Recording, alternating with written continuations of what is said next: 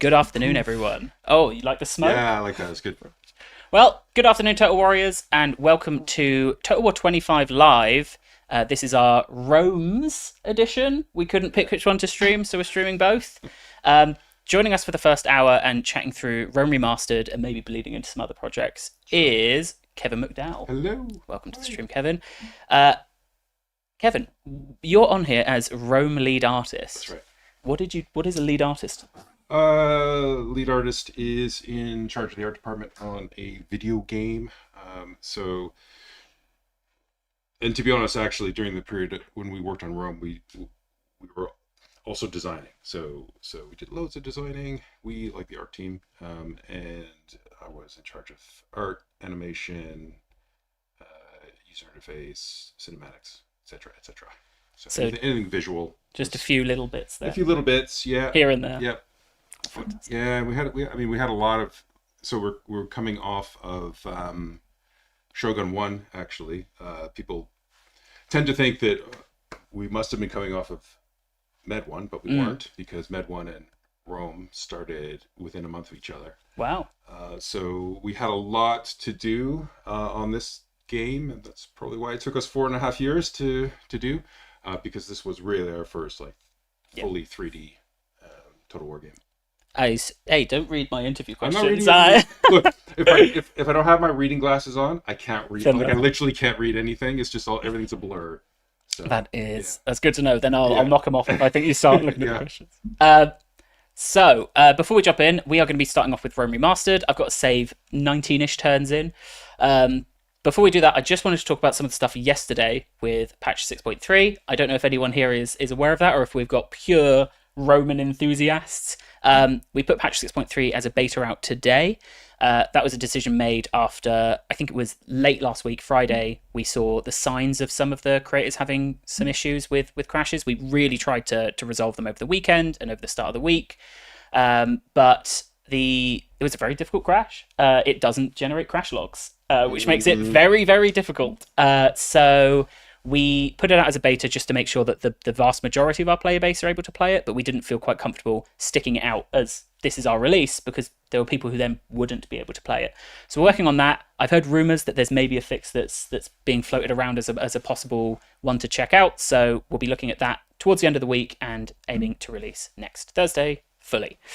And I'm going to miss all of that because I'm going to be on holiday. You are. Is this your last? This is my last day Thank you so much for joining us. 6 days. Are you going to Italy? I'm. That would have been too iconic. Yeah. Right. I'm going to throw us over to the battle feed and people can see just what we are starting with. I will say, for those of you in the chat, I've got some questions that I gathered from the forums and from Reddit, so thanks to everyone who submitted them beforehand. If anyone here has any questions for Kevin, or later on we'll have Pav, please do feel free, and I will ferry over the ones that we spot and that can be answered.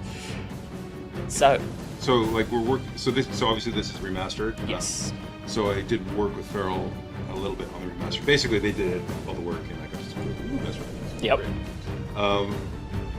But I still, because I spent so long working on Rome, I've got this. There's going to be some weird cognitive dissonance for me, and it's interesting to think about what the differences are between the. You're seeing it and you're going, we put that in from the start, and it's actually that was a remastered unit. Yeah. We have our general speeches. Hopefully as well, the chat is the audio is working again this time. Last week we had an issue with my software that records the audio updated 5 minutes into the stream and completely destroyed audio. So hopefully you can hear the game this time. Iconic kind of general speeches, aren't they? The monsters, the ghouls there. Can you all hear? Well, I can see people saying that there's general speeches. Someone's saying it's weird that in the remaster the soldiers have eyes.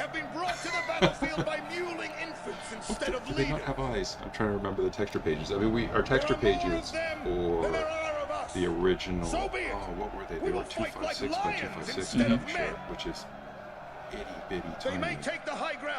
And our highest level of detail model was 400 polygons. Wow. So that was the high level of detail, and then it was 400, 300. We had lots. So what would have been the 400? Like an elephant, or? No, like all these guys. Oh, like 400. so when you're going. Yeah. But nowadays, one of our current high level detail. I have won many great victories for Rome. Blimey. Be strong in that truth. Well, I mean, because I've installed obviously Rome Remastered and Rome 2 for the stream. Rome Remastered is a larger install size than Rome 2 now. What? It's, I think 70 gig to Rome 2's 30. I know. So all of the polygons have been cracked in. Yeah, it's the textures. Right, my soldier's really fighting to be seen over the grass there, doing their absolute best to be spotted. Yeah. So one of the it looks a bit golf coursey. Yeah. But the reason for that is that the terrain is basically just like one grass tile that's repeating, and there's this contrary thing where like the more differentiation you put in a texture, the more you can see it tiling. So you've got to balance like the simplicity of the texture versus how much you want to see the repetition. Generally, you don't like repetition starts to look really horrible. So I'm going to start looking out for these blue flowers then. Is that what you're telling me? I see them now that I've seen one. Oh, do you know what? No, if you line yourself up, yeah, perfect line. Yeah, Farrell's added all this. It's really nice. Yeah, and it looks like they've added a little bit of randomness in where they're spawning as well. Yeah, it's good. I saw someone in the chat as well saying, off topic, but when will Warhammer 3 patch 6.3 release? No beta. We just chatted about that. The hope is for next Thursday, I believe, unless I have said that out of turn, in which case I apologise and I'll update you when I know better. So what have we got there? So, Velites, yep. It's the Hastati. They are just the... Were they voted the best unit on the Reddit thing that's going on? They have to have been, surely. I think sometimes I forget that they are light infantry.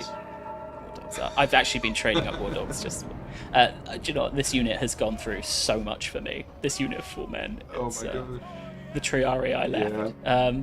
He killed that bear himself. Yeah. Honestly, it was grueling in Gaul. So I'm going to keep them back because I really want to keep them alive. I've really been enjoying playing the kind of more skirmishy version of Rome. Like, I haven't got very far in the tech tree yet, so I don't have the massive walking tanks.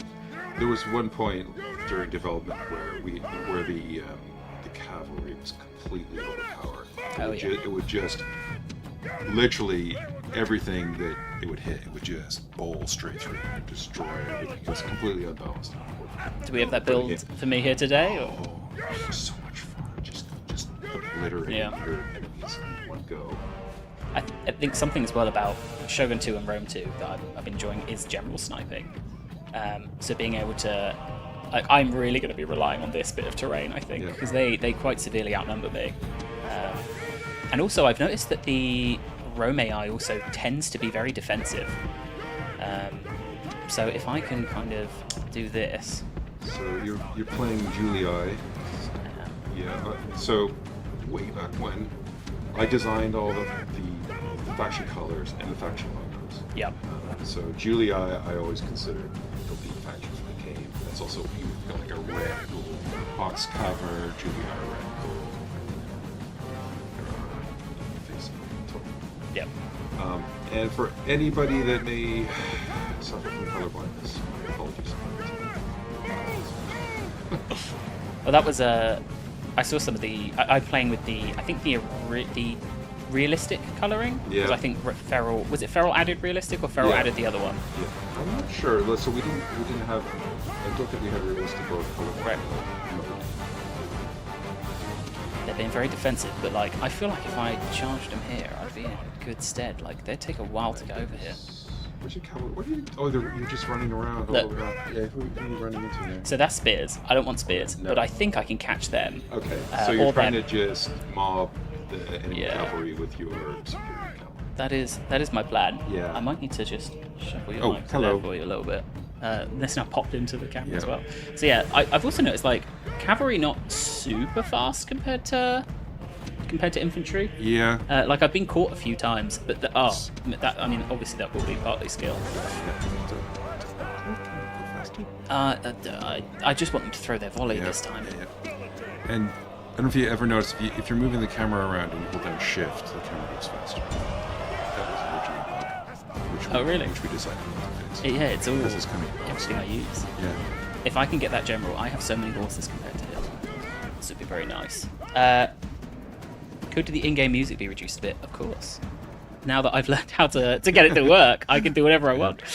Don't tell Jeff. No. So these guys, obviously, they throw their spears in and then they charge in, right? So, Yep. I'm hoping then I can kind of harass these guys as they go to join that fray. I played this battle last night and I won it very robustly, but I've got to tell you, the AI did not do this. This is a very different behavior from them, so... Yeah. They do their own show now. Yeah. I don't really want to commit too many more forces to this. These guys, what are these guys doing? They're just standing about. This is what I mean, like, they play very defensively. Yeah. And, like, I think my horses back here have got them a little scared, which is nice. Yeah. So if I can just pepper off... But also, I'll say, I noticed ranged isn't super strong in Rome. No. That's like, the nature of they got ancient shields, warfare. but... Yeah. Yeah.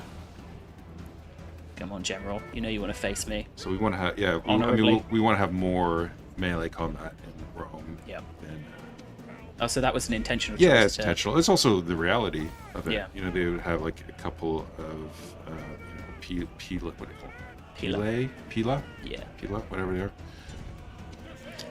I mean, my experience with Rome as well is when I joined Total War Arena, I was put on, obviously it was like Rome, Carthage, Greek, barbarians. Let's look closer. And I learned so much about Roman history from working on Total War Arena. I was like, I'm going to become the arena history guy. Yeah. So CA bought me loads of textbooks to learn loads about Roman history, which was fantastic. Well, my wife actually worked on this project. She had studied architecture. Oh, yeah. And spent 6 months. So the university, I went to the university as well. The university that we went to had a 6-month agreement with the School of Architecture in Rome. So she had spent 6 months in Rome, gathered a lot of reference. Oh, I can imagine. I've caught their warlord in between there, which is nice. Let's see if we can throw some spears at them. I am just trying to see if I can charge into the back of these skirmishers. This is a Control A right-click moment. Look, they're kind of flanking me here, but they're going for my skirmishers, who they have no ammo. So like, you're kind of welcome to them. Yeah. Let's just try and break some of this. I don't want to get bogged down in these spears, but I'd like to charge in and do some charge damage from here. over. Very good. If I can just get away from those spears, that'd be nice. There we go. They thought they caught me. Warlord as well. I think I have some javelins left over here. They've broken. This seems to be going quite well. Yeah. I mean, it's a lot of death, but not too much of it mine at the moment. So let's take a look at horses. I think there's very little more satisfying than the moment your game just pulls you away and you're like, oh, what's gone on? And it's the general's dead. Such a good moment. All right, let's start to... I have my backing guys somewhere, right? Oh. I think those were my backing guys. I don't really want to melee these guys, but I think I can take that few. You're going to see the absolute state of this... Oh, they've been caught. The absolute state of this campaign when I get there. It's not going to be pretty. Well, you're doing pretty good. I mean... no one's dead yet. Do you know what? It is. Yeah. It is a brutal world of Rome. Like, people... You charge, and you get unlucky on that charge, and boom, your faction leader is dead. And this is my faction... That's not my faction leader. No. That's theirs. No, theirs. yeah. But this is my faction leader here, so I don't want him to die. Oh, is he routing? Who's routing? No, that's the them. enemy. That's them. Yeah. I think that's them. I think that's pretty much them gone. Yeah. I don't think that went quite as well as it did when I did my little practice game. And the other thing being now, the battle isn't over because some of them withdrawing, right? Yeah, Rather than... you could just grind till the end. But here's what I found, and maybe chat will tell me if I'm wrong here. If I charge into withdrawing troops, they fight back. If I charge into routing troops, they don't seem to. But I... withdraw. Oh, yeah, that's true. Yeah. I charged my general last night into some withdrawing troops, and he died. So that was a pretty cool moment. Hey, at least I think this is my son. Maybe it might be. He's survived. Yeah. So do you know how many? Does anybody know how many portraits we have in this game? I'm assuming you do.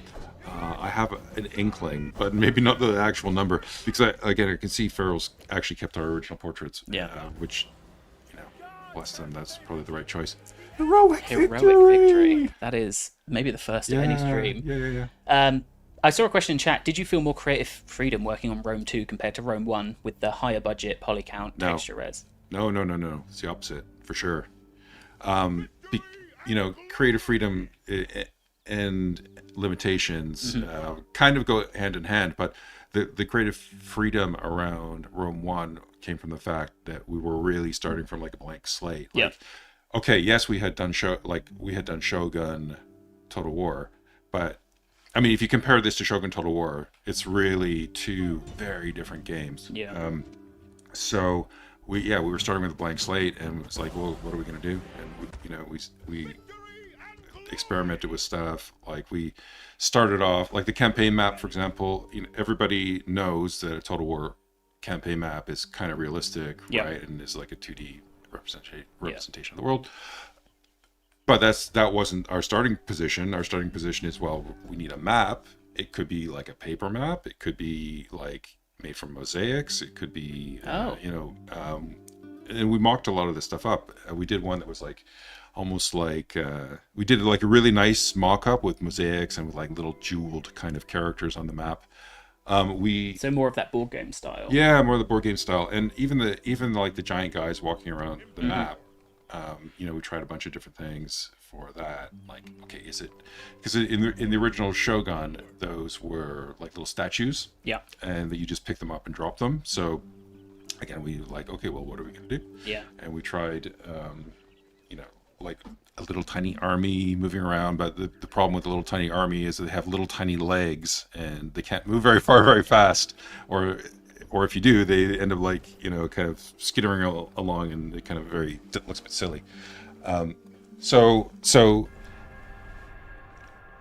during Rome 1, we had a lot of creative freedom, even if we didn't have the budgets and poly counts and or the artistic quality, frankly, of like Rome 2. Rome 2 was the opposite, which was Rome 2, like, we had a more fixed idea about what Total War had become. And at that point, our challenge is like, okay, let's bring this into like a modern future with like a modern game engine and high poly characters, and see, how far can we push that side of things. So, but every game is, from a creator or dev's point of view, like, every game is tough. Every game is it's got its highs and its lows when you're working on it. So trust me, I'm right now seeing the lows. Of peasants. And right, peasants are my favorite. Do you know what? They're my secret sauce to fight elephants. Oh, really? Yeah, because they're they're cheap. cheap Because they're cheap, and there's lots of them, and they're spread out, and they tie the elephants up. And you just want to like throw enough peasants at the elephants until the elephants get enraged and go berserk. See, this general speech is needed for me.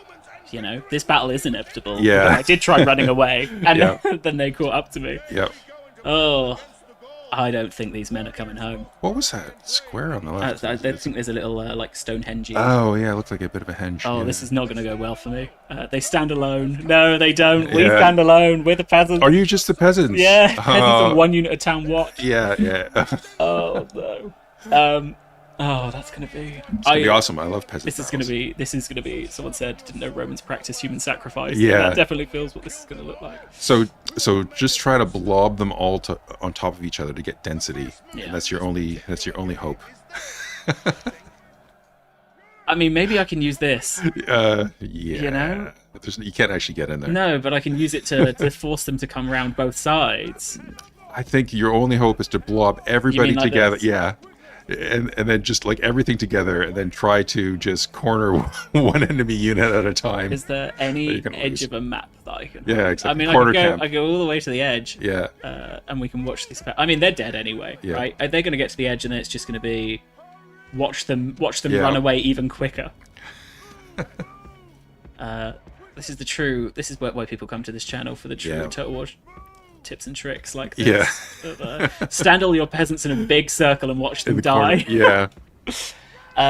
someone was asking, and this may be something that's in your wheelhouse, of what was the reason you decided to add in health points to Rome 2?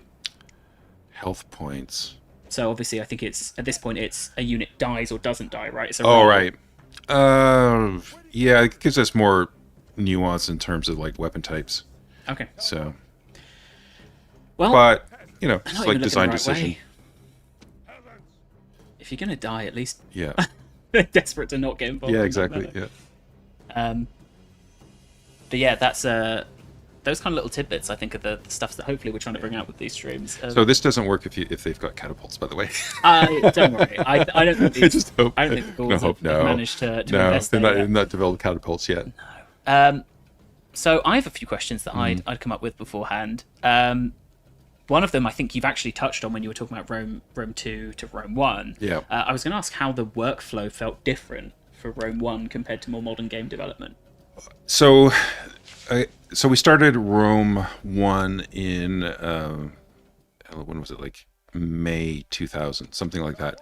And if we look at, so PlayStation 1 came out, like, what was it, 1997, something like that. So pretty much the 3D game industry as a force had only been around for like 2 or 3 years. Yeah. So having said that, like a lot of the tools, methods, everything were not established. So which kind of meant that we were trying to figure it out as we went along. Yeah. Like I'm talking like super basic things like, hey, we've discovered how to make a texture tiling. Like, woohoo, great. And we had pretty much, we had to build all of our tools as well. And a lot of places we didn't really have tools. Like, in order to do all the settlement layouts, for example, we used 3D Studio Max to do the settlement layouts. And then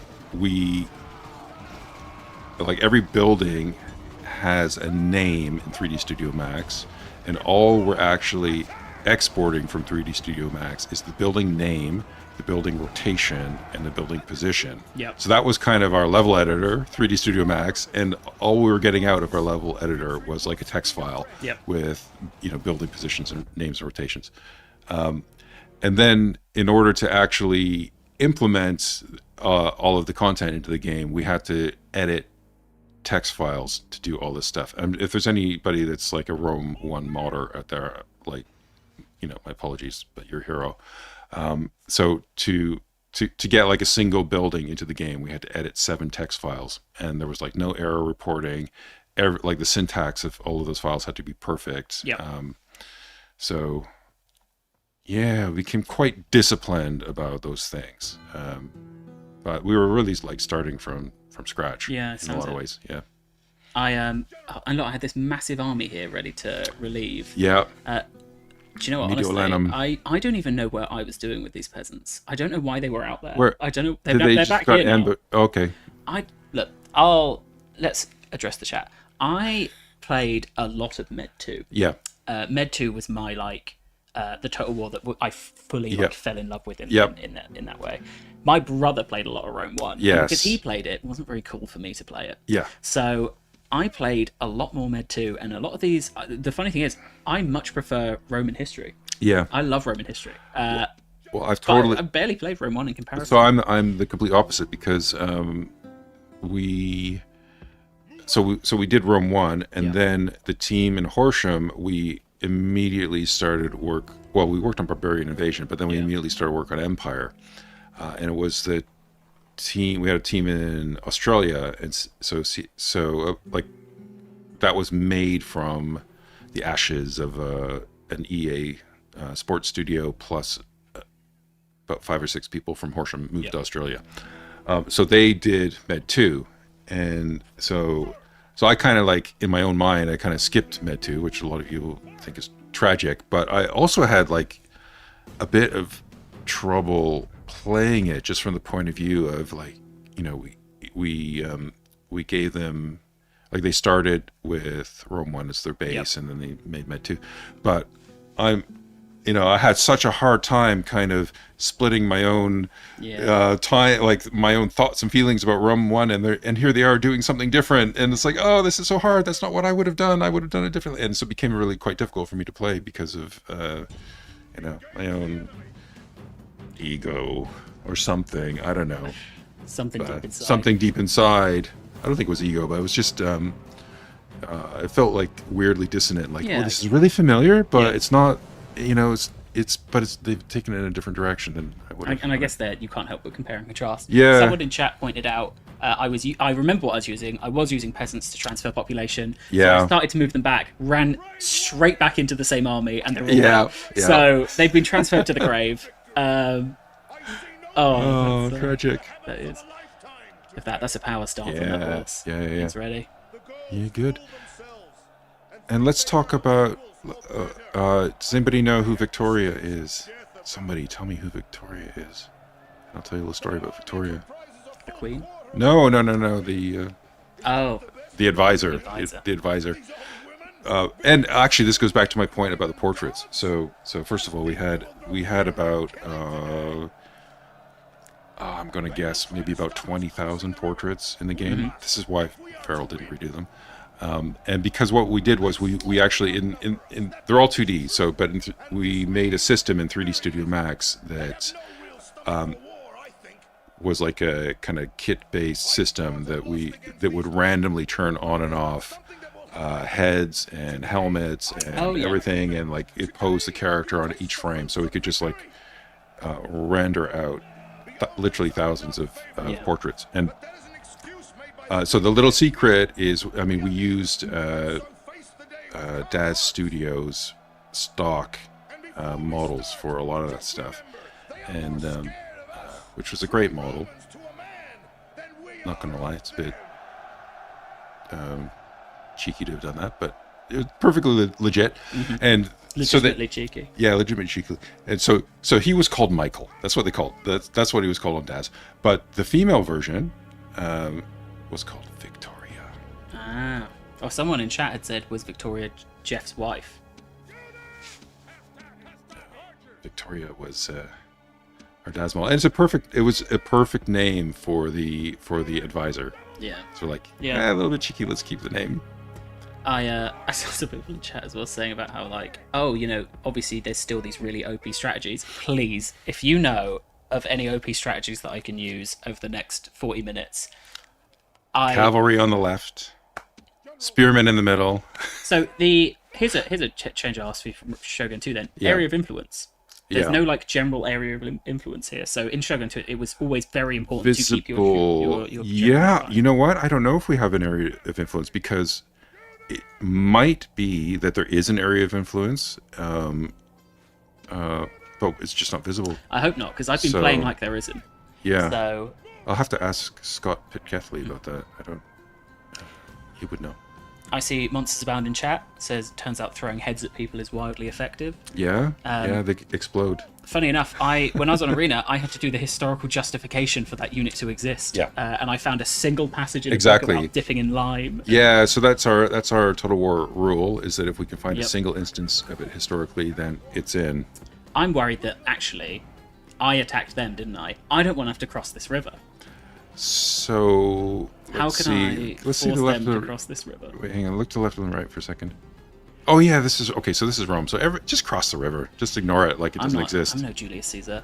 Yeah.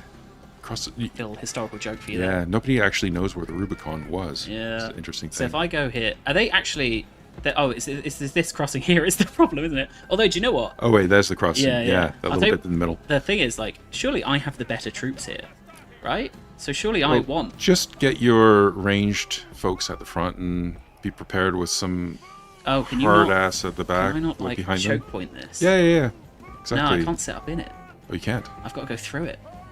What if I send one through, and then? Oh no, you're screwed. And then they charge me and they all run back.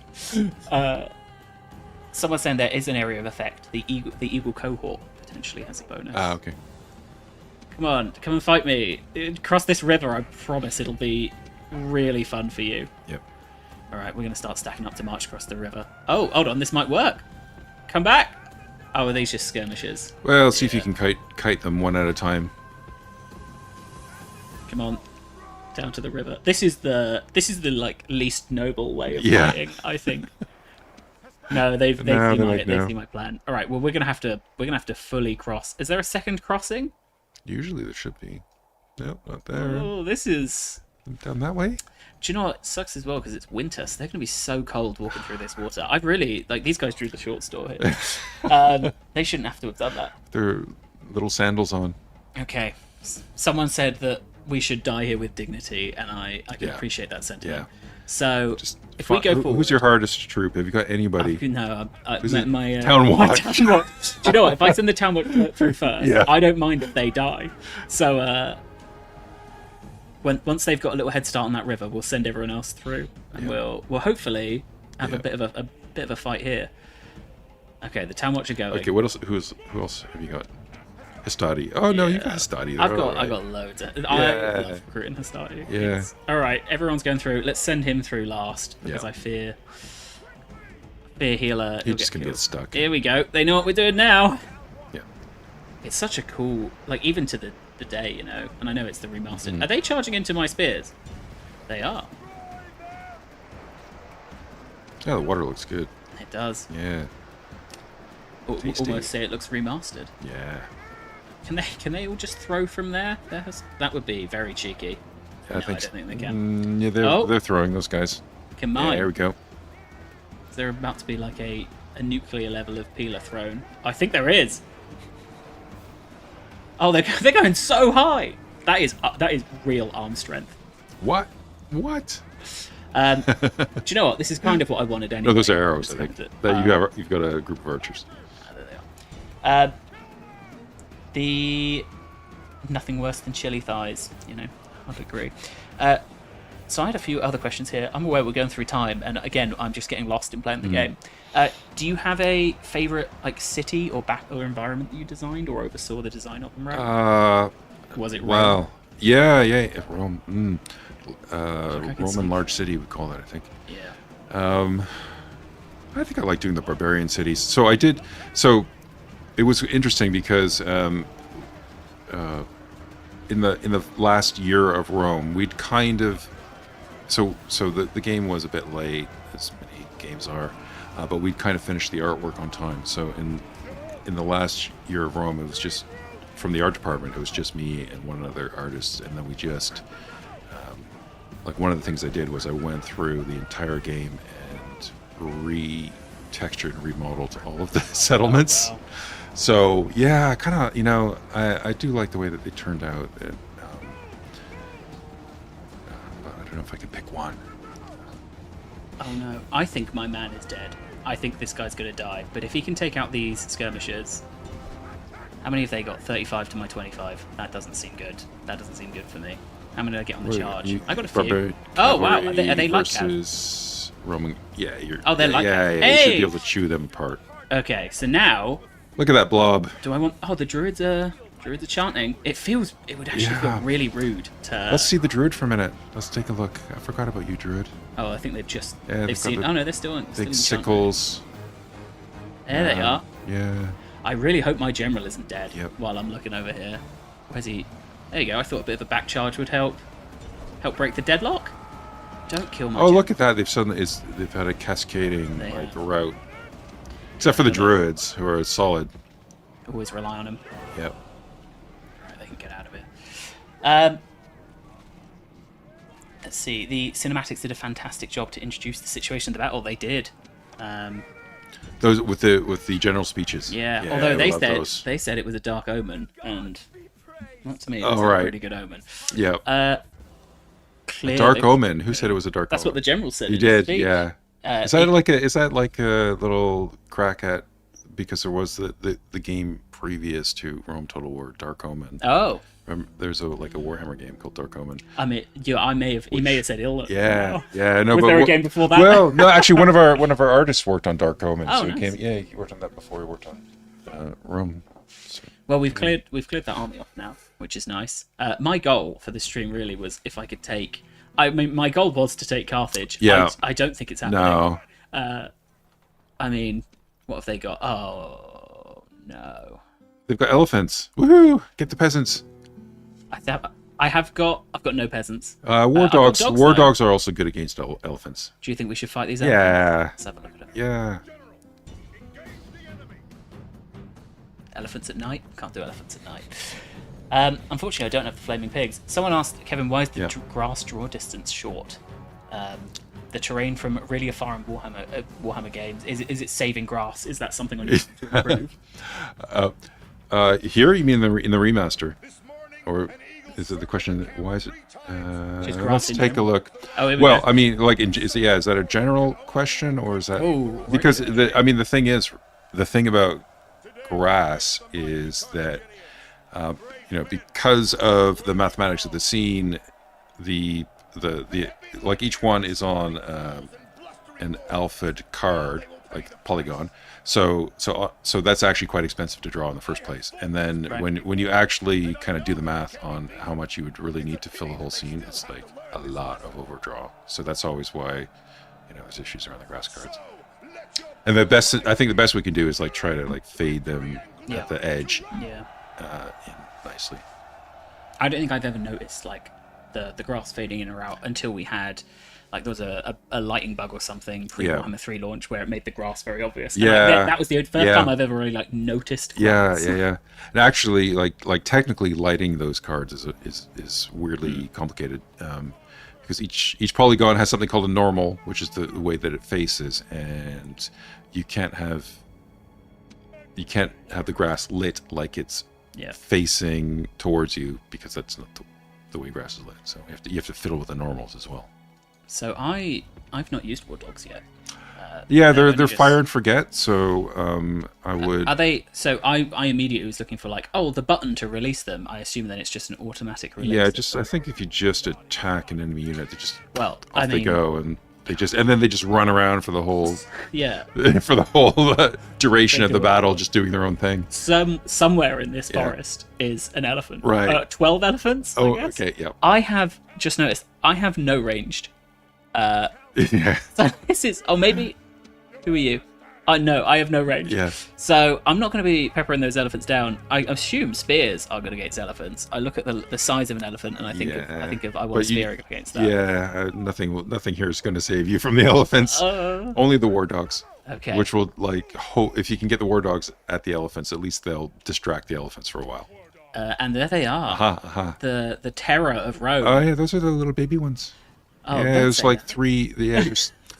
I can't kill the baby. Three different sizes of elephants. So we have like the North African small elephants and the African elephants, and then the armored ones, if memory serves.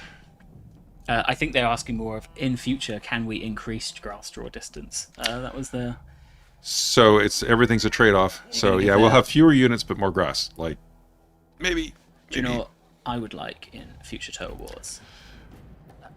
Since I started doing the streaming, I would like an FPS lock button in the options menu, please. FPS lock? What does that mean exactly? So actually, Rome Remastered has it, where you can lock the maximum frame rate the game will go to. But when you try and stream on a single card... Right, and thank you to the content creators who told me that was it. Because I spent a day like, why can I not get this to... Because Shogun 2 was like, this graphics card can go up to like 500 FPS.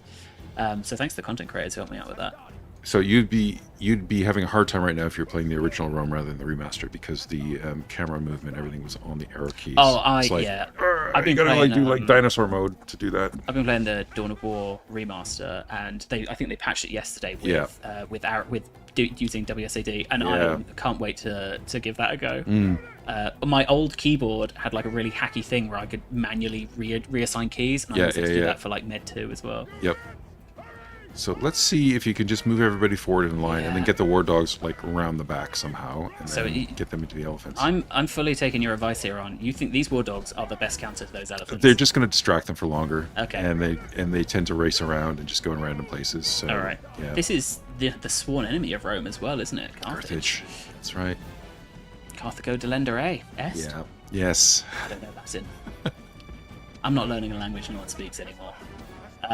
I think that the AI look like they're... My daughter just got her Latin exam back. I take it back. She got 100%. I believe it. Latin, an incredibly important language in the modern age. Okay. I'm moving everyone in. This is so annoying when like I get my, Yeah. I'm getting ready to throw, and they see that, Yeah, so yeah. then they charge. What's happening over there? Up there, up there. Oh yeah, war dogs. Oh no, into the war dogs. That's fine. I've got horses too. I imagine dogs don't beat horses very well. Oh no! How many did they so kill? the hand, yeah. 6. But actually, once you launch the war dogs, you still control the handlers, but the war dogs themselves just race around the map, do whatever they feel like. Right now, I'm not controlling anyone. Yeah. Oh, here we go. Oh, there. Oh, gosh. Oh, they're Look just. at that! Look at that! Look at that! Do something. Stand up and fight. Oh, Yeah. oh. Yeah. Hey. Oh, they're routing. That's what you get. That's what you get when you mess Yeah. with the Romans. See, I animated those elephants way back when. And now you get to watch them ride. Yeah. Probably the most morbid way Yeah. that could have gone for I you. did then. notice. Oh, they're all... Oh, they're still chasing them. Yeah, Are they, yeah. They're still routing? Yeah. Oh, those your elephants are they routing or are they gone Oh, berserk? they are routing. Okay. Yeah, because they also do kind of go berserk. I was going to say they turn back around. Yeah. Victory! Someone said if you get 100... Oh, Monsters Abound said if you get a 100 on a Latin exam, do you get a C? Very good. Very good.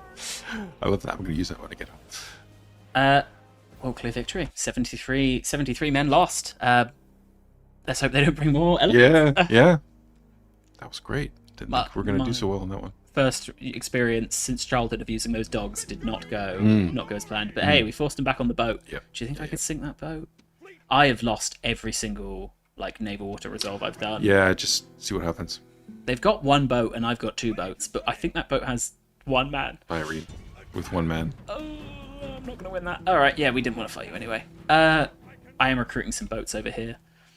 The shout out to whoever did there was a video I watched 3 days ago before I started the practice of the stream called 45 Tips and Tricks for Rome Remastered. Nice. So anything useful that I'm doing is Yeah. because of that video. Anything awful I'm doing is because I didn't watch closely enough.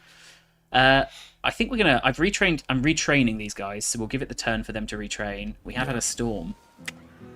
Oh. Let's see. That would be why I had fewer men than I remembered. Yeah.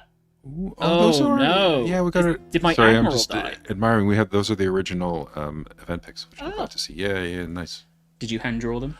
No.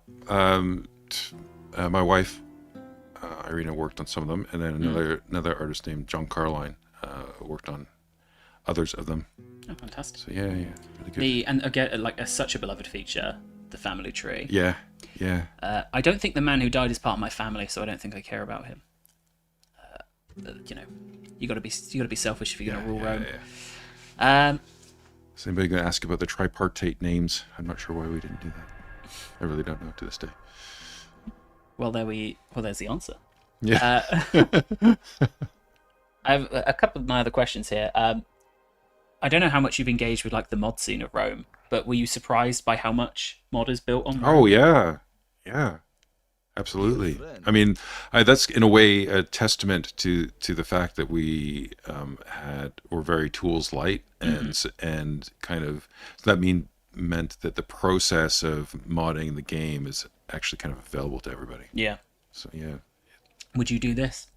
Does it feel Would like betraying there the Roman offers ideals? the House of Julii This Germania alliance. Alliance. Yeah, because you want to get them to fight the Gauls, and then Okay. yeah, do it. We're rewriting history. That's Total War, isn't it? Yeah. What if the Romans loved it? I mean, they never beat them, did they? They got stopped at the border. Yeah. It's also really cool. I don't know. I think. Oh. Spain. Oh. Oh, they want an alliance as well. Yeah. What? Let's be in an alliance sandwich. Yeah. They always saw, want. They saw what I did to those elephants. Yeah, Words got exactly. out. Yeah. This man could take on an elephant. We need to be friends with him. Yeah. Just have a look through as well. So, one issue, obviously, I think that you were trying to solve with having the 3 Romans being different colours is that a lot of the armour worn was very similar by different groups at the time. How would you approach making them look different despite everyone having very similar styles? Well, we just used and abused faction colors in this game. So Rome was a bit more again. So we're kind of starting from. It's our first 3D Total War game, and we're starting from scratch. so we decided to quite strongly use faction coloring, so that helps distinguish everybody in a very, I guess, easy way. I just want to. Did I answer the question? Did I understand the question? Oh, you did. Yeah. I understood the answer, so I'm assuming you understood the question. I pressed the wrong button. I missed clicking that. Yes, I did. 4 times.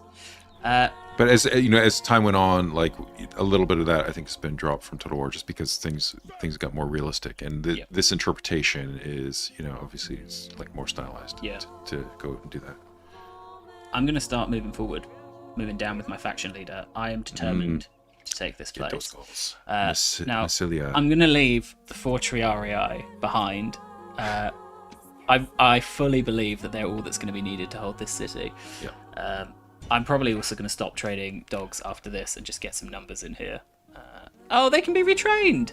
Oh, then lovely for them to stay. Someone asked about the marketing material. They're saying very detailed models used in the trailer. Were they ever used elsewhere? In the trailer, the Rome remastered trailer, or I assume in 2002. Oh, 2002.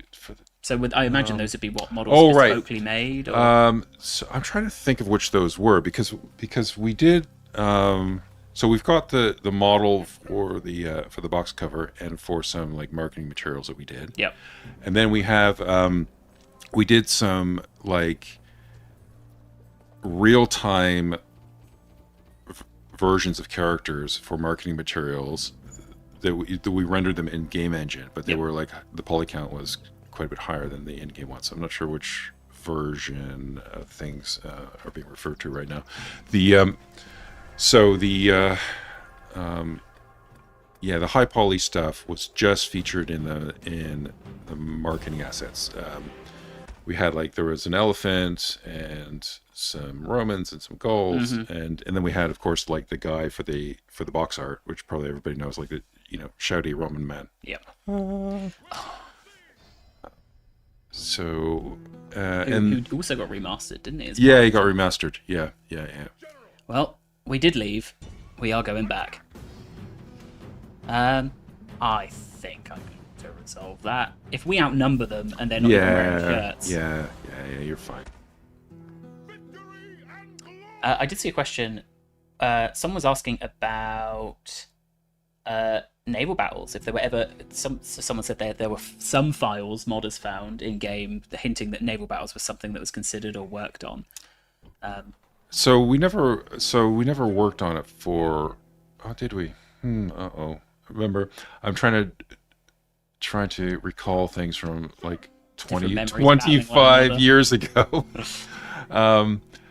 Yeah, I kind of think maybe we did start building a few models, but then, we were kind of running behind a little bit. But we never, if we did anything, it did not get to the point of like anything running in game engine. I think we might have just built a couple models and then we decided, oh, actually, we don't have time to do this. Yeah. So. People talking as well about time commanders. Yeah. Any input or behind the scenes on the time? Yeah, it's always so time commanders was kind of fun. Like it was again, so time commanders I think was like 2002, 2003, and Rome came out 2004-ish, or was it 2005? So imagine like midway through production of Rome, we suddenly have this contract to do some TV shows with our game engine, and so that like simultaneously it must have been pretty exciting. Yeah, it was super exciting. Like it was really, it refocused us to get all that stuff done and in shape. And it was actually like, although it was like a sudden turn to, okay, we got to get all this stuff done. That kind of thing is also really beneficial for a project where like suddenly the team has got like some external facing stuff that we have to do, and that really concentrates minds to get it done. So I think, and it was fun. A couple of our cinematic artists worked on that, and some of our QA were actually like driving things in the background. So yeah, That must we had be a good pretty time. cool Yeah, it experience. was good. I am not gonna. We beat them in that naval battle, and they've returned with. Yeah. Oh, I swear they had loads more. I just clicked on it. I think there's a. Oh, hold on. I think that was the army in there. Yeah. Yeah. Bok McCarthy. Another elephant. They should fear what we did to the last set. I like that this one man is on his. There's other boats. There's other men available. But Yes. They have insisted on continuing to fight this by themselves. Yep. We are going to take Carthage. It's honor's at stake. It's going to happen. We may only have town watch, but they will watch Carthage They're going to burn. watch. That's right. This is going to be. We're going to skip the first and second Punic War. We're going to go straight to the third. Yeah. Did you bring salt? Because we got to salt their fields. That's true. And we need the man to weep in the background. Yeah. Let me have a very quick look through chat. Someone's saying that there was a mod for Barbarian Invasion that added naval battles. That's really cool. Oh, Carthage, this is unbecoming. Their offers ceasefire. No, they know, never. They know never. Ceasefire with Carthage? I don't think so. Someone's saying the original Rome 1 intro is the most epic in the series, and it's what they want Total War to feel like, big and massive battles. Yeah. What hooked them in. Yeah. Oh. We also, actually, we had a... So in the original pre-remastered version, we had a little nod to Shogun 1 in that all of our stuff was like all of our loading screens were kind of silhouette, like red silhouettes with black characters. In Shogun 1, the intro cinematic, or the background movie, sorry, in the front end was like, silhouette based. So we have a little silhouette theme going on for a while. I just trapped him in here with Yeah. and then and that's what's happened. Yeah. All gone. Carthage next. As soon as we get a break, we're going on to Carthage. Also, this man just constantly retreating from it. Yeah. Those druids, they are. Oh, that's. It's got the druids again. What is Kevin's favorite faction in terms of unit design? Definitely the Egyptians. Oh, really? No, I'm just joking. No, I think, again, I really do like the Julii. Like of the color scheme. Such an iconic Roman. Yeah, they're iconic Roman. And then the scope of the units is pretty cool. Yeah. So, and, it just is, for me, like, and I don't know if it's, maybe you can speak to this, if this is your fault, or if there's something inspired by, but like, in my head, the ghouls are now green. Yeah. Right? Was that something you took from, or just you picked those colors? Just picked those colors. Because like now, if I see a TV show and people mention the ghouls, in my head it's like, oh, the green. Obviously, the green faction. Yeah. And just back to the Egyptians for a minute. Like, okay, the reason why we did Egyptians that way was that we wanted more diversity in the faction set, because otherwise it would have just been another Greek faction. Right. So, and you all could mod them out if you wanted to, but they were fun. Yeah. And again, we at this early point, the historical authenticity wasn't quite written in stone in the same way that that we've developed this series now. So were there like historical consultants, or was it more this is what we found in? We did. Yeah. No, I mean we did have some historical consultants, but I think we were a little bit more liberal with the history on Rome than we were. You weren't digging up scraps of cloth to find out what the faction color would have been. Yeah, that's right. No. They didn't send you to the dig. No. They have been whipped to the battlefield like cattle for Look at slaughter. this. Yeah. They feel really optimistic about. Yeah. We have the benefit of great numbers. I don't know if that's true with the reinforcements. I love these the battle intros as well. Like these were all written as they're all just single sentence snippets, and they're constructed based on what's going on in the scene. So it's super cool. I love them. I've scrolled so far on my document, I forgot to ask some of the questions that actually the community submitted over the last few days. So for those of you who don't know, every Monday, it was Tuesday, so the bank holiday, before we do one of these 25 lives, I'd make a post on the forums so people can ask some questions there. So one of the questions was, how did you approach the art for a period like Rome? Did you have a team that collected historical stuff? Did you visit any sites? Which is very similar to what we were just discussing. Yeah, so I mean, we collected all of the information basically using the well, back in this time, it was like we had a lot of books, and some of us have been to Rome before a few times, and we had our own like collection of photographs and things. So books, and then internet, but we didn't really. That was sufficient for our needs, so we didn't go on a tour of Roman Europe, unfortunately. You did, which would have been a lot of fun. Yeah, we did ask. Okay, I've got my. This is my formation. Like, this is how I play with these guys. We have. Where are you? Oh, there you go. We have 5 minutes before we swap over to Rome 2. Yeah. Am I going to take Carthage in the next 5 minutes? Am I going to finish this battle in the next 5 minutes? We'll see. Yeah. Right, we're gonna. This is not the battle for us. This is just a control all, like, exactly. Click in the middle of them. They're hold on. Oh wait, no, get all them first. Forget about them. Just forget them. Just stomp them first, and then you'll be done. Also, I'll see if I can use the horses to confuse them. Let's have a look. They're panicking. Yeah, exactly. Let me see. Someone else asked, and this is one we'll ask Pav as well, if you had to choose from the art you designed and made, what was your favourite? Which is an incredibly broad question. What, like across all the games? Yeah.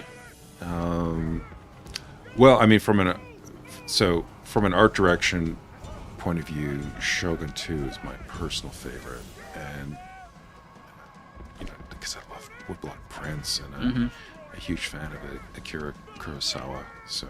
Yeah, definitely Shogun 2. But as like I tend to, or over the years, have tended to do all kinds of like artwork in different areas. But it's mainly as lead artist and art director, not necessarily doing all the artwork, helping wherever I can, but the team figure it all out. I think these people are going to arrive just in time to watch all of their friends run away. Yeah. If you were in that situation, you've just arrived to the battle. Yeah. Everyone's run. You might would be you like, fight? No. I feel like I would. I'd say that if you've run, I can't. We're late. We bet it's rude to show up late. Honestly. So better to not show up at all at this point. I mean, I am kind of being. Oh, move. Kind of being harassed by this warband, unfortunately. They said everyone says Shogun 2. I feel like everyone, I think for a lot of people in the studio, it was working on it or coming into it as a fan. Shogun 2 was a big inspiration. I mean, I think the clarity of the battles was a big part of helping people get into Total War more. Yeah, it was a great project to work on. It was like kind of a miracle project where everything kind of worked right the first time. And I actually had like a little collection of woodblock prints myself. Oh, wow. Do you still have them? I had to pay for the renovation of my house. So that's so someone else. So eBay has got my woodblock prints. So someone out there, do they know that they have the lead what was it, lead art? Was that your of the person who worked on Sugar? They'll never know. And you could have doubled the value. And did you know, actually, here's something that nobody knows. Is somewhere in existence there is a hard copy of Rome Total War that has, so the hard copy had a map in it. Somewhere in existence there is a copy of a map that is signed by the entire dev team, because I went around and got everybody to sign it. It's the only one in existence, but the sad fact is I have no idea where it is. Oh, it's gone. No. Yeah. If we will scour eBay, suddenly there'll be 10 of them. Yeah, and they'll be worth £1,000 each, and they're all by Josh. Yes. Well, I think we are near time. I will see if we can just throw over to Carthage just to see if we can end the Punic Wars once and for all. But thank you so much for coming on. Well, if you don't, so you're doing the Rome 2 one next, right? So if you don't end it here, then maybe in round 2 you can have a go. Pav's just over there now, so yes. I'm gonna ask Pav to. So I had a save for Rome 1, but Rome 2 I started loads of saves and I couldn't get to a situation that I thought I'm like probably gonna lose in, which is where I like to start our streams. So do you know what? we'll end with peace as well with Gaul. Peace with Not Gaul. with Carthage, but with Gaul. Yeah, yeah, yeah. So I'm going to let Pav choose which, either the main campaign or sub-campaign, we start in Rome 2. The chat can influence that, of course, as they... Oh, no. That looks... Are those... Oh, no. What, some kind of cavalry? What do they have? Round shield cav. You'll be fine. Thank you so much for joining us, Kevin. That was fantastic. A real look back through Rome and Rome Remastered. Thanks for having me. You're welcome. Oh, actually, Hasdrubal is in the reinforcements of this. So Nice. I feel like if we kill him, then Hannibal is gonna. Yeah. Okay, good luck, Quintus Julius. Yes, he'll be fine. I play this battle off stream and I win it. Yeah, so don't you worry. Yeah, every time. Thank you very much, everyone. We are going to be shuffling over to Rome 2. So we're going to actually be shuffling. So if everyone can say thank you to Kevin for joining us, I'm going to swap over the names. And Kevin, you are free to shuffle. See you all. Thank you. Okay. I am just going to stick us here. Okay.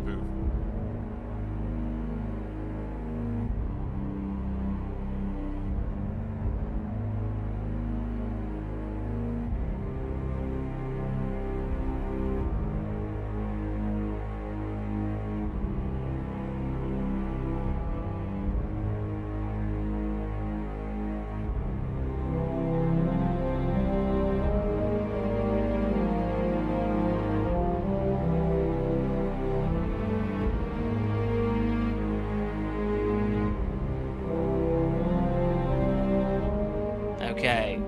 You may have to really shuffle close. up. We always do. Nice. Welcome to the Intimate. stream, Pav. I am going to have to shuffle and try and rewrite your name on some of these assets. So fine. I'm going to start by saying thank you very much for joining us. Pleasure. Care to tell us a little bit about yourself, for those of you who missed the last one, but also in the context of Rome 2? Yeah, so hello. In the context of Rome 2, I was a lead battlefield artist. So on this particular game, I worked a lot on the terrains, similar to Shogun 2, but way more because we had a completely new terrain system that we built off of Shogun 2 here. So that's what I worked on, and mostly all of the historical battles in the game. So Jüterbog, Nile, most of those I made. Jüterbog was a demo, wasn't it? It was one of our demos, yeah. But it's also, it was also a battle that, it's probably one of my favorite. I'm skipping ahead to one of the questions. What was the favorite thing I did? Hey, probably these are my that battle. questions. Oh, you've got so we've got the fan questions as well. I'm also wearing my my Rome 2 Oh, Lost if only Legion, we need 9th to be on Legion stools t-shirts. for next time, so we can show off clothing as well. It's one of my favorite. Actually, this is one of my favorite dev t-shirts that we've Really? ever done. Yeah, I yeah, didn't even know that was a dev t-shirt. Yeah, we had a few. I don't suppose there are any still limited floating edition. around. Oh yeah, it's I've always- got two pairs. I've got two. Oh. Maybe you can have one. Then we'll be playing Rome 2. You may have heard me say it over there. I didn't prepare a save for this because it was the second half of the stream. Mm-hmm. So you're going to be able to influence what we do here, unless people have big opinions on what the best. Which is the other one? The best Look at the campaign joke is. here. Is that a thing? Can I do that? I'll just look up for you. Maybe. That's right. Yeah, otherwise you kind of, it looks like you're kind of just staring into the distance when the chat's over there. So a lot of campaigns. Rome 2. Do you have a particular favourite? The Grand Campaign That is your is my favorite. We can do Grand Campaign, but then you're going to have to pick a favourite child. Do you not have any saves for this? No, Are we starting from scratch? Wow. Okay. I played Yeah, a yeah, few, but again, like they didn't. It never got into a situation where I was losing enough that I wanted to show people how bad I am Okay. at Rome. Okay. Oh, that's a tricky one. Do you know what I tend to jump to? And What? this is because I'm such a basic person. Is the I always play as the Iceni. Really? I really like the Iceni. Okay. They're in a little. Of course They're in you their own do, little yeah. island. Yeah. I think it's called England. Uh-huh. And you play the little bit there, and then you go over here and. It is, but we should probably play Rome, right? Some people are saying we should play as Pontus. As Pontus, okay. Which I don't know if is that too much for people. Do you think if we are finally fulfilling the destiny of the meme? I don't know. Maybe. I don't actually think I've ever played as Pontus. I don't think I have, to be honest. And I must have done. Do you want to play as Pontus? I don't mind. What's the favorite in chat? What's chat saying? I mean, Gaul, we've got Pontus. it's real mixed. Okay. This is why I prepare saves beforehand. to stop myself having to sit here on stream and go, who am I ready to learn? Right, we're doing Pontus. Okay, let's do it. So welcome to the stream. Thank you. Thank you very much for joining us again. Pleasure. Pleasure. We are doing medievals. I don't know if it's next week or the week after. So much like this, we're doing Rome 1 and 2. We'll be doing Medieval 1 and 2. Yep. Going back to play Medieval 1, I think is going to be quite brutal for me. Yes. I did not do well in my Shogun 1 practice stream. Well, did not go Medieval 1 should be easier than Shogun 1. I'd hope so. But yeah. But you'll be joining us for that as well. I believe so, yes. So because you're one of the few Horshemers who helped out with Med 2. One right? of the few, yeah. That was my Med 2 was my first game at CA. That's right. 20 years ago. Wow. Yeah. And now Kev was here. Oh yeah. And now here we are looking at some of the stuff that you've done since. Yeah. Welcome to Pontus, I guess. I genuinely, I've never. Let's go. I don't think I've ever played Pontus. Chat, what's good in Pontus? Immediately though, we're seeing the differences. I can turn this off, can't I? Between Rome 1, Rome 2, right? In that you've introduced the province system. Cities have limited slots in what they're building, and we've got armies are recruiting from themselves, right? Not from a city. We've got garrisons. So it was quite a massive step up, or at least some people preferring the older style, some preferring the new. It was at least a big step.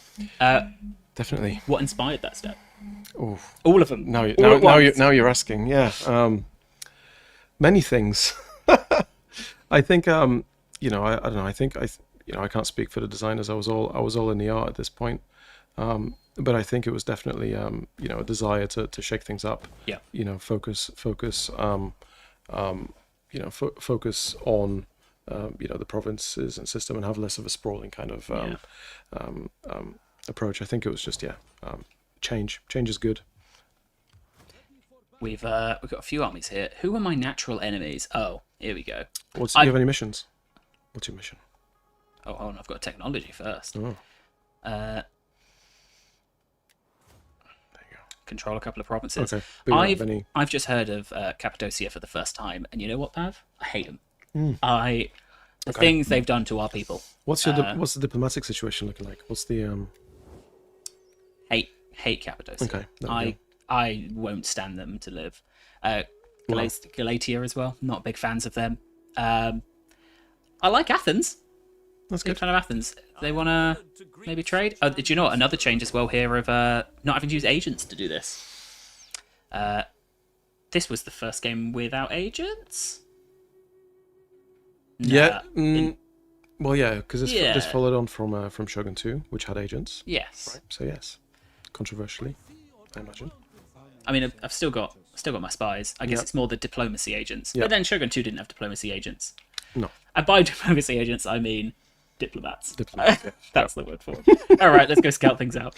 You could conduct diplomacy with those agents, Yeah. Diplomacy where I break their walls down. Yeah. All right, let's see what we've got going on here. Actually, I should probably move them up. I feel like these people are going to very quickly declare war on us. So someone just there making sure that they know what's up. Same over here, actually. Let's just shuffle them Those up. cities. I love the cities in Rome 2, where we managed to get that kind of sprawling scale of cities growing on the map. Oh, yeah. So was that a bit... Because do they grow organically then as your... Yeah. They grow and develop over time. Is that one of your favourite smaller details, would you say? Yeah. It was a nice touch. I am... someone said I liked when Josh was reading chat questions, not biased at all. I've just looked over to chat. So if you have any questions, now that we've worked out what we're doing with Pontus, I just wanted to bring all these people to tell you we're in the wrong Twitch directory. Thank you, Novrage Fred. He's raided us. Okay. Thank you for the raid. Hello. Now, Hello, Raid. Novrage Fred, you've put a lot of emphasis on how much you think I know how to interact with the Twitch backend. We're going to be... This is Rome Remastered up until the moment I can figure out how to change that. Which, do you know what? If I click this button, it might do it. Wow, Rome Remastered is looking really good. Vamp for time while I look at the back. Okay. This is You're getting a behind the scenes look This is now. good learning. How to do Twitch We're not. 101. Do you know what? It's one of the things that annoys me. I never know if we're Rome 2. Yeah, you had it there. No, It was there at the bottom. there. It was at the bottom. Yeah. I never know if we're Rome 2 or like Rome II. You know? Yeah, I think. Yeah. Well, there you go, No Brace Red. Thank you very much for letting us know, and for the 300 people who also came along to let us know that. Also, thanks to everyone who believed in me for being able to change a Twitch category. It's the kind of cutting edge software and tech development I have here. We are on turn. I haven't ended turn yet, have I? I have. Yes, and yes, I am biased. I do like my own work. I'm sorry. Hey, if you didn't like it, then Although there's a lot of my own work I hate, but that's just the curse of always wanting to do great stuff and not always having the chance to do it. So there are some things I don't like, but there's a lot of stuff I like for sure. I think this is going to be a 5v5. And and Rome 2 was such a fun project. It was challenging, obviously, just at the scale, right? I mean, it was Rome, the weight of kind of expectation, especially our own expectation following on from the first Rome. It was it was a big, Shogun. I mean, Kevin mentioned it. Shogun 2 was this great, neat kind of project where everything just went well.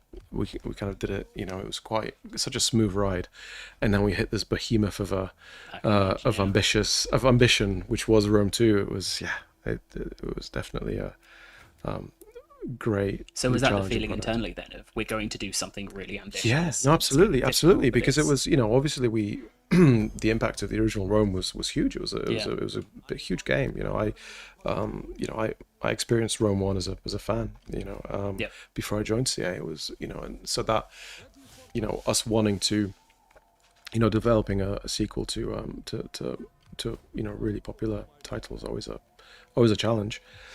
And we always wanted to, we have our own kind of ambitions and things that we want to achieve. Yeah. And it was daunting. I mean, speaking of, we've got stuff here that, like, fantastic stuff so you got the general traits, you got the general skills, but like stuff like this, these little details of like being able to rename these guys, getting the traditions from them, the emblems, like all these little details really. And I think I think what's interesting, impressive, whatever the word is, like you've gone for something with such a big scale, right? And you've taken on a big legacy with Rome 1, but you've still gone, well, we still need the tiny details, right? Because I think you can imagine it's very easy to just go, oh, well, let's just do the big stuff, broad, the basic stuff. And you need to have that deeper kind of detail, because that's what kind of brings the world to alive, right? If it's just that surface level kind of breadth, then it's great on first impressions, but then over time you kind of it doesn't engage as well. Oh, we love Athens. Good friends with Athens. They've been good to us. Nice. Come on, let's get some battles on. Right, I will, and I will learn how to play Pontus live. Or potentially we could also jump into some historical battles at some point. Maybe we'll do half and half. Yeah. We'll see. We'll play Pontus just so people can get the satisfaction of knowing that they made Creative Assembly play Pontus. Okay. And then we can maybe have a look at some of those. Like Jüterbog Forest is one of my absolute favourites. It's one of my favourites as well. Yeah, that's probably one of the my favourite maps I worked on. Now, Nile as well. I really like the Nile battle that we did. I'm going to push into the unknown here. Oh, nobody. How do they know I'm trespassing? They got people watching. Spies. Right, let me have a quick look at chat because it has been flying and I've just been playing. Yes, naval battles are fun. Well, someone's saying as well, like, surprised that we tried to bring naval battles into Rome 2. Was that because of the success of Empires? Yeah. I mean, it's one of those. We have this. I mean, I think I talked a bit about it last time. When you have such a long-running series, and with different games introducing different features, different game modes. When we come to planning any new title, we look at past features, family trees, game modes, whatever, and always try and do as much as possible. And ideally we maintain most of it. Some features may not be appropriate for that particular time setting or game. But naval battles were it's a whole new game mode. It was I mean, Total War's already 2 games, right? Yeah, but it was it was great. It felt complete. So we brought it forward. It felt right to do so, but obviously added to the complexity of free game modes. Yeah. Do we think I can? Do you know what we'll do? we're going to play Pontus until And obviously ramming, Oh, yeah. ramming Greek fire, all those cool things. It would have been a shame not to. You're right in that we probably should play a battle. I'm going to encircle them and let them come to me, though. Okay. The weather as well, fantastic on the map. Yeah, definitely. Little localized weather, Yeah. all kind of bringing the world to life. I mean, this was a something that we built on. Obviously we had the abstracted maps Yep. earlier on, and then we kind of, I mean, campaign's always abstracted, but we always strive to make it feel more alive, more immersive. And Rome was probably built on everything that we do with Shogun. Yep. There are loads of other questions in the chat as well. I'm just trying to catch up with. Was Rome 2 where the skill tree was first implemented? I guess Shogun 2 was the first skill tree. This was a different incarnation of it, though, right? In that you've got the 3 different branches and you're going down. Well, you had branches in But it Shogun feels as well. to me like the clearer. Because in Shogun, the branches break into more branches, whereas this is one going down to 2 the entire way. So you're kind of, and it's like attack or defend.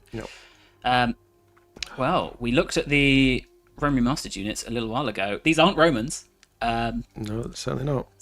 The chat were talking about that initially in Rome they didn't have eyes. Did you know that? In Only in Remastered they've added eyes. That can't be true. Maybe that's their insistence. I mean. Oh, hang on. No. So they would have had eye textures. They didn't have eyeballs. Probably. Right, There were probably no geometry for the eyes, and they've added those in. Yeah, that would make sense. We got a lot of spearmen. We got some slingers. So interesting fact, fun fact. Rome 2 is where we really went to town with our vegetation generation system. Oh yeah. So those trees that you see there, we were generating kind of vegetation in. I think we were painting vegetation in Shogun. Here we have actually a kind of a procedural generation system where we have a bunch of trees, different types of different species of trees for different climates, different sizes, blah blah blah, and then we generate them per climate based on the ground textures. Okay. So grass mixing with mud mixing with forest texture will generate different trees. So you have like the smaller trees on the edges of forests, denser trees in the centers, based altitude values, all that kind of stuff. So all of this is kind of generated based on natural kind of parameters, I guess. So did that enable more battle maps to be made? Or? It just enabled us to effectively populate battles with trees. Yeah, because this all of these battles are generated from tile sets, and we could just generate these trees on the tiles based on the height. They would change based on the climate. They would change. Fantastic. So it's a really cool little kind of generation system. Yeah. That gives you nice. It has its flaws. A lot of the battles can be quite samey. Yeah. But there is a lot of variety as well. And I guess it's needed for when you've got so much of the world covered, right? Yeah, and an approach that we took is, we were building on what we started with Shogun 2, that I talked about last time, which is that kind of campaign battle connection where you can see, you're fighting near the, a battle near the coastline with a mountain range on the other side. You go into the battle, you see those features, right? You have a place in the world, Yeah. a kind of sense of place. So we kind of built on that with a bigger world, bigger tile set. We have the a low frequency height that pushes everything up depending on the campaign heights. Yep. So we kind of needed something that would give us allow us to generate all of these maps. So a question there being... And we went a bit too far with too many maps. A question there then about what you're saying with Shogun 2. So are all of the Shogun 2 maps painted? Does that mean they were handmade, or? No. It was a similar system where we made tiles, but it was a little bit more kind of less variety. It was obviously just a monoclimate, so yeah.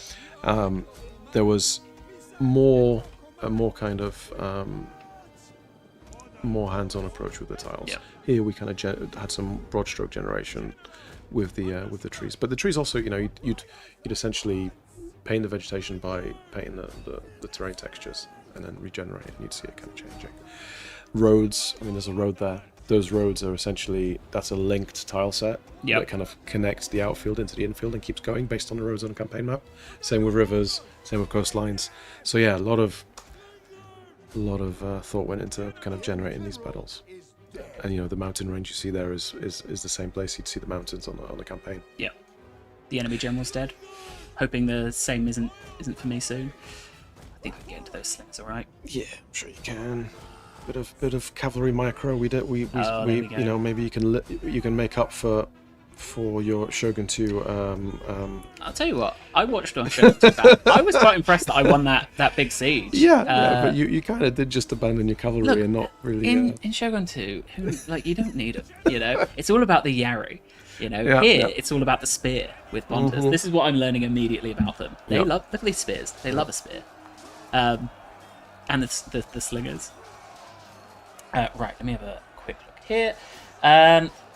Someone asking if, and I guess maybe this is more of a question for Rome 1 on to Rome 2, of if we looked at popular mods to see if there's anything to take as like information on what the player base is currently looking for. We always look at mods. Yeah, I mean, we look at mods and we see what folk are doing with them and how they like to play them. So yeah, it's part of our we do obviously competitor analysis. We look at other titles. We look at obviously look at the history. We look at our past titles, our kind of designs, and one of the data points we look at are what mods are out there, what mods are popular. Is there something we could do there? Incorporate. Yeah, absolutely. We've spoken to modders in the past as well. We work quite closely with them now. Yeah, exactly. So and we hire a lot of them. And we've hired some of them. Yeah. So yeah, exactly. There's a question I saw as well from YouTube I think it was when you were talking about the the terrain, asking if there was there any kind of attempt to make it work with gameplay implications? So a high mud meaning that it slowed down the units. Yeah. So one of the biggest challenges with the map generation is that it kind of reduced the kind of design control over like the microcontrol, so it was more about the macro design of the maps. Yes, ground types do affect gameplay. We have sand and mud slowing. Roads are faster than grass, for example. Yep. But it was more of a kind of a macro approach. So where we said, okay, well, we have to represent all of these. We wanted to have that variety, a natural variety. You fight. The direction here was we were keen not to have.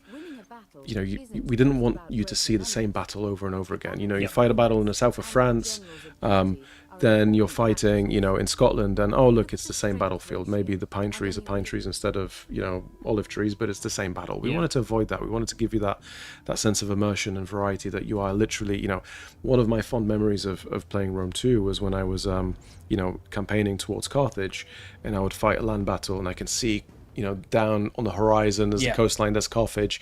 I'm getting closer. I finish the battle, I move forward a little bit, go into the battle again, and I'm closer to it. I'm making my way to that city. It doesn't feel like this contrived, gamey kind of here's a pre-made battle from somewhere else. No, it feels like it's the world that you're fighting in. It's immersive. So the design was kind of like a macro design. Yeah, mud will occur next to rivers and it will slow. Sand is in the desert and it will slow you down. Roads are faster. So those kind of the tiles were constructed in a way that would give you this variety. You'd have hills, you'd have plains, but it wasn't probably the lever of control designers would like to have. And then obviously one of the biggest challenges we had is that this system, this each pixel in this, if you imagine we painted the world in pixels, right? Each pixel was a 2 by 2 kilometer kind of playable area. We had a lot of these pixels. We had close to 1 million of possible battle locations. QAing that, not really possible fully. So there are still probably I would guess there are some locations in the Rome 2 kind of tile map that haven't been seen or maybe haven't been played on. I would say there's a chance. Let me tell you, there's a they're chance. in England. I've probably gotten to. we can probably actually generate some heat maps from data to have a look at that and see if there's any. But yeah, no. So obviously the testing efforts was focused around where players play, where the starting factions are. We very quickly from order tests and other things we could see, where battles would be taking place most commonly. So we could kind of focus the QA effort. But yeah, that was one of the biggest challenges of the system. Great variety, little design control, a lot of unknowns. But yeah, sometimes really spectacular battles where you literally fighting on the side of a mountain. But yeah, long answer. Sorry about that. No, I mean, that's literally the entire reason you're here. My answer would have been, I'll ask Pav. So, fantastic to have those insights. I mean, look, I've actually defeated my sworn enemy. So if you're What now? keen in... they're gone. So Okay. if you're keen to see some historical battles, We can do that. Yeah. I'm happy to... I'll save here because, I think I've done pretty hard work here, and I think this is maybe a save the community you're going to want, or Yeah. That's maybe some, impressive. if you guys want us to hand it out, Wow. I'm happy to do so. Let's see. It's a shame we never got a battle map editor for Rome 2 on release, but we got one working recently. Was there anything that got cut from Rome 2 that you wished you'd been able to keep? Oh God. Or maybe from launch that came back in later on, or... Trying to think now. Did we? I don't know if I think we did talk about pigs at one point. Definitely. Oh, yeah. But I think that we never made. We did flaming balls instead. Oh, right. Yeah. And was that... Great balls of fire. Hold on. Which I is, had in my interview questions one of something like that, which was were there any elements from Rome 1 that you wanted to pay homage to? And I guess maybe those pigs. they were legend. But yeah, we settled for war dogs and flaming balls. But they were fun. It was good. Yeah. Challenging. Both present in this battle. Well, and also Arminius, Yeah. one of the commanders of Total War Arena. Yeah. The berserkers were a fun challenge because we wanted to make them feel bigger than Yep. than your average man. But yeah, we had some issues with the skeletons and the it looks like dragons. It does. Scary. And the Romans lose this, right? So Well, you can win. so it. in theory, losing it means I'm Oh, I see following, what you're saying. Yeah. following the history. Yes. Winning it, I actually think that would be disrespectful to Yeah, the legacy yeah. of what was done here. I haven't actually looked at this map for a while. Some memories. It's a shame we can't. So chat, we can't hear it because we're not able to hear the game audio. If you want voice acting done, You can do it. Fun fact: that there was a spruce tree's tallest of those was 50 meters tall. did you go measure one in real life to check? Well, we did some research. We had some Mike Simpson famously. I had some nice debates with him about tree size. Oh, Trees yeah. need to be big. Yeah. And trees that was are the big, debate. yeah. Oh no! Some people are telling me Tutorberg on patch 20 is glitchy. So we're Oh gonna see, dear! we're going to see I've not live what seen we've this done. version. You Okay. know. Oh, there's the mask. There's the mask. Yes. Uh, The turncoat.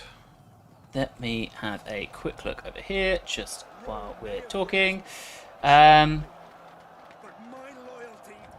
Do one of mine as well. So we did have some questions from the community.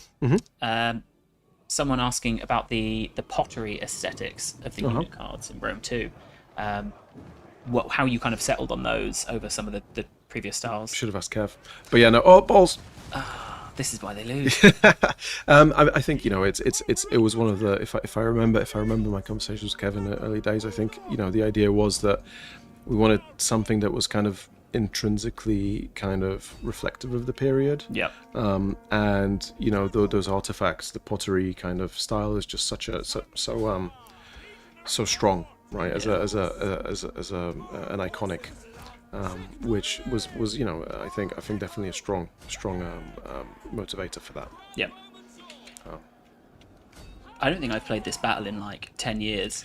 It's the exemplar ambush, right? I mean, Yeah, it we is. have obviously ambush battles is a type of battle, right? That we fun little fun bunch of maps that we developed for that, where you have the defender walking down a path and then ambushing occurring from Yep. either side, and this was just the best example of that. It was intense. We demoed this. Yeah. We kind of toured with this map, demoing it. It was a lot of fun. So my understanding here is then I can't win this. I've just got to get out, get the legionary eagles out of the forest. Yeah, that's winning, isn't it? Yeah. That's So- effectively. I'm assuming this is Varus here. Just, He is. just push. See that? Yeah, he's gonna have a hard time getting out of this. So the maps for these, I imagine you talked about like the generation, but these were made. These were made, yeah. Yeah. So these were handcrafted, and these were I worked together with designers, and yeah, we kind of put them together based on obviously there was it started with a historical reference based kind of sketch from a designer and kind of the kind of stuff they wanted to do based on that, and then we kind of built it, and then begins the kind of the back and forth of almost art versus design. So kind of making sure that it feels epic, it feels engaging from a kind of a kind of visual and immersive standpoint, and also obviously works for the gameplay. And we kind of collaborate on what would be fun to do, or what can we can put this here, put that there. Look, I don't know if I'm allowed to do this. Am I allowed to just sneak him? Just try it. Sneak him over to the get end. Get a bit lower down as well, just to enjoy that kind of cinematic. There's some cinematic sneak. Hand-placed lily pads in those. Oh, really? In those legs. There you go. Look at that. Placed by you? Yeah. Plays plays pretty much everything in this. What map. are the chances that there's more Germans along this road, Pav? And also, I don't know. You might bump into some berserkers my at eagle some point. cohorts. There they are. All right, they need to get. Oh no, I've left one all the way back. Oh no, Run. This is over. This is over already. Yeah, I think there might be some berserkers, and But hey, I'm pretty sure there's some war dogs Varus running. is going to survive. War dogs are gonna charge you over the water. There they go, savage There we go. dogs. Yeah. Quite high water for them, you know. Just their heads poking over. Good read placeage. I appreciate the details. There you go. Yeah, remember this was the demo battle. Does extra work and time go into that, knowing it's going to be a demo battle?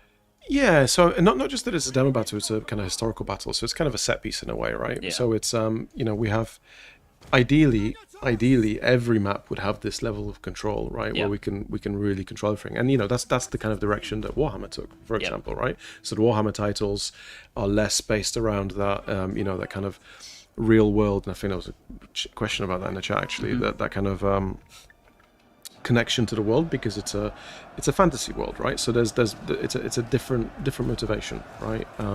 There's also a lot really cool elements that you could show off in the outfield that need a little bit more of a hands-on kind of approach.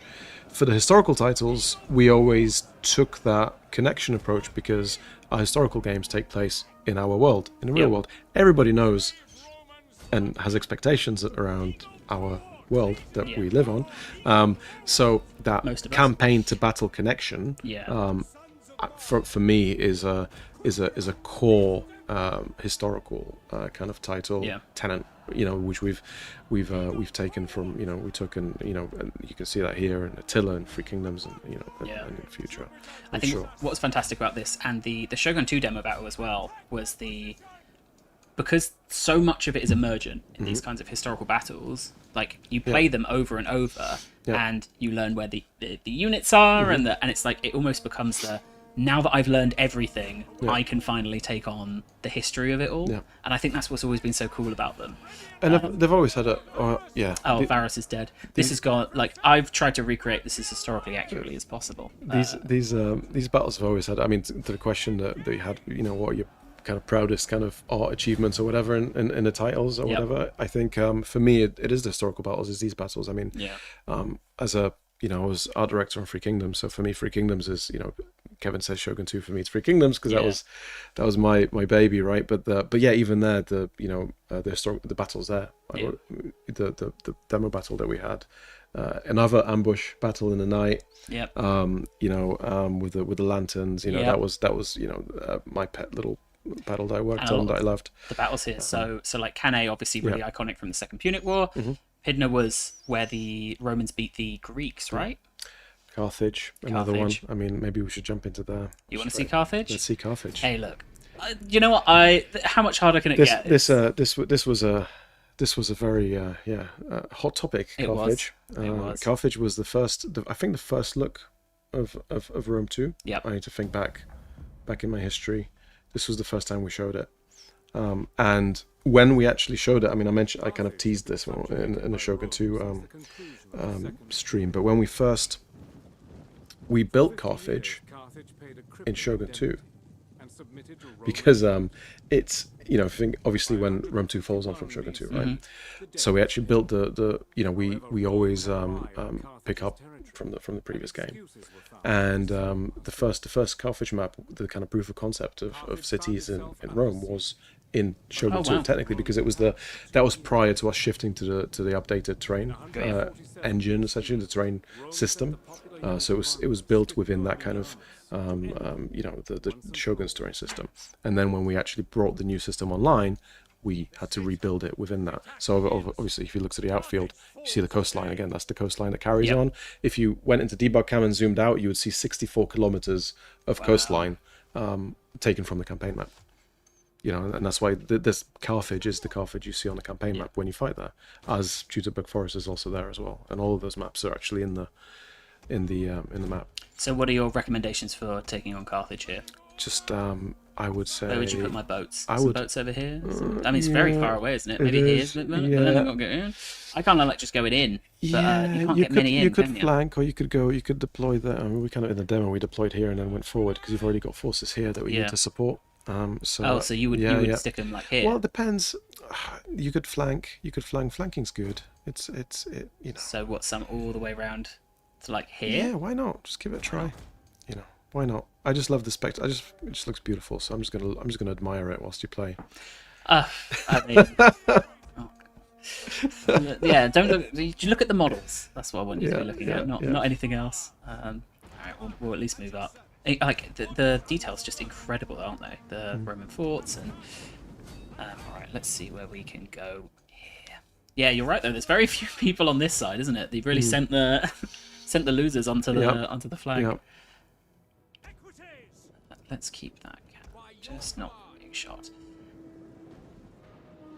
Were there, I imagine, a lot of looking at like maps of Carthage and. Yeah. The Ctesiphon was a fun discovery for most of us, which is this thing.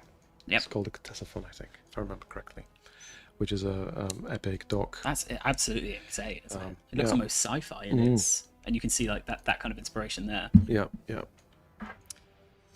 But yeah, lots and lots of research, and this map in particular, this was, I think, probably one of our biggest, most challenging maps, just because of the sheer number of instances. Yeah. So to render, that was a lot to do. Yeah. I mean, Not it to feels like mention a lot going on right now. I'm going to stick a VSync on though, because I think the streaming software that we've got is a different frame rate. Oh, no signal. Check if cables are properly and securely connected. This is what there we go. There we go. There we are. I mean, the walls here are very intimidating, aren't they? Yeah.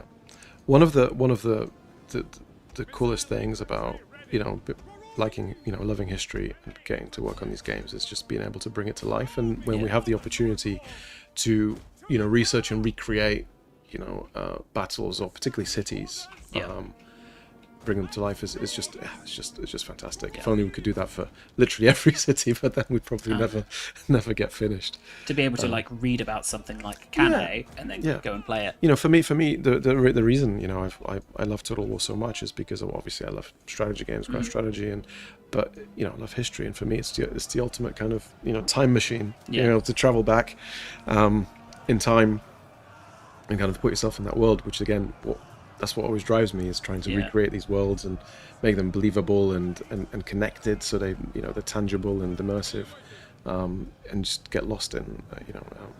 I do get lost quite a lot. I just I'll obviously I fight the battles, I love fighting the battles, but sometimes I'll just go off and just look at some birds, try and find the fauna. There's fauna in these maps. So there's deer and wolves and foxes and things running around. And hey, we've reached the walls. Nice. Just in time for these guys to turn. Oh, do you know what? They've taken so long. Just get them up there. I mean, what are they even taking at this point?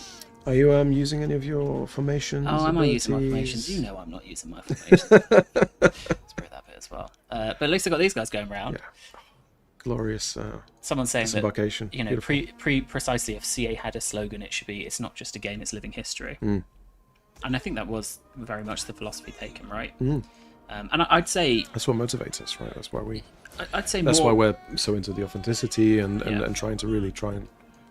I'd say that's more and more pertinent because Kevin was saying it started off as like, oh well, let's use the history to inspire it, and then it slowly, I think, when you see the massive reception to how great a kind of history simulator the games are, then it becomes like, oh well, let's focus. Like tweak the scales of authenticity and accuracy a little bit more. I mean, it's so much more powerful when you realize something is real, or it was real, and Yeah. it's not just fantasy, right? If it's that link to the past is so strong, I think, Yeah. and especially for those of us that kind of I mean, I'm from a very I grew up in a very history dominated city. I'm from Krakow in Poland, which is beautiful, medieval city, and grew up with history all around me, and for me it's so powerful when you're able to kind of recreate something that's got that strong grounding. It just becomes instantly more immersive than something that's just completely fantasy. I mean, obviously those things are fun, but there's just that realness just makes it feel so much more poignant for me. Yeah. I think finally Carthage may have the upper hand and finally be able to defend their city. I mean, you know what? I mean, it's a. I mean, look at all those catapults just taking on the stairs. That's impressive. And it is like a very like a massive battle. Where are all my horses? Remember, don't forget your flanking troops. Have they boarded yet? Have they landed yet? Yes, I picked them up. All right, Okay. I've got my horses here, so I created this opening for them. There you go. Just I mean, just go ahead and charge straight into those spears. Hey, look, What could go wrong? Here's what we're going to do, right? These guys are coming in, and they're going to... Oh, they were meant to be going around. They're going to take the spears, and then they're going to come in and they're going to take the archers. That's the plan. Because you see there's a little bit of a gap here where I can go archer, archer, archer, and then catapults. And that will be very tasty if they can just get past these guys. Pav, are you still working on terrain? No, I'm not. I've yeah, no, I mean, I will always be working on terrain. I will always have input on the visual side, because that's where I come from. But no, I'm a game director now. So yeah, it's but yeah, I'm still very much talking to the teams about the look and feel of our games. Hey, one of them did make it past the spears, so I'm going to take Nice. that as that's the Roman moral victory.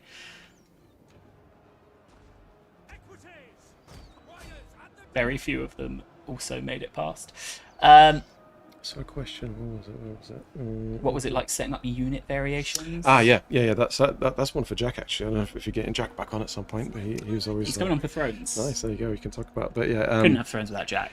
Yeah, I mean, was actually Jack working on it? I don't know, but he's always definitely has a hand in it. But yeah, no, it's I mean, that's one of our biggest historical title challenges. Is we make up the units of all these different pieces, and then we have the variant model definitions that define each unit, and yeah, sitting down and making sure that we're representing the unit appropriately based on the history, obviously, and then also variation. Trying to get that variation into each unit, so we ideally don't have clone armies. We have enough variation. It feels authentic, and then it's a huge challenge. Every historical title, obviously, especially every historical title where we have lots of different cultures, because obviously that just amplifies the challenge by each culture type. Yeah. So Rome was huge a challenge for that, and Attila afterwards. Free Kingdoms less so, but still, because the focus was on the hero so much. Yeah. But then obviously because of so much of that variety, so many different unit parts, heads, faces, shoulders, knees, toes. No, I'm not going to go there. It was it costs to run. You know, there's performance impacts, and we have the engine has a very has to manage all of this stuff, all of the unit pieces, all the animations, all of the instances, the buildings, the trees, the terrain, everything. So Rome 2 quite famously had a lot of things. Resource management was definitely a struggle to say the least, and we have there are a few obviously we had a few fun memes of low quality faces screenshot. Honestly, this has been a massacre up here. They come up, they get shot, but you know what? Like good Romans, they see that happen and they still keep climbing.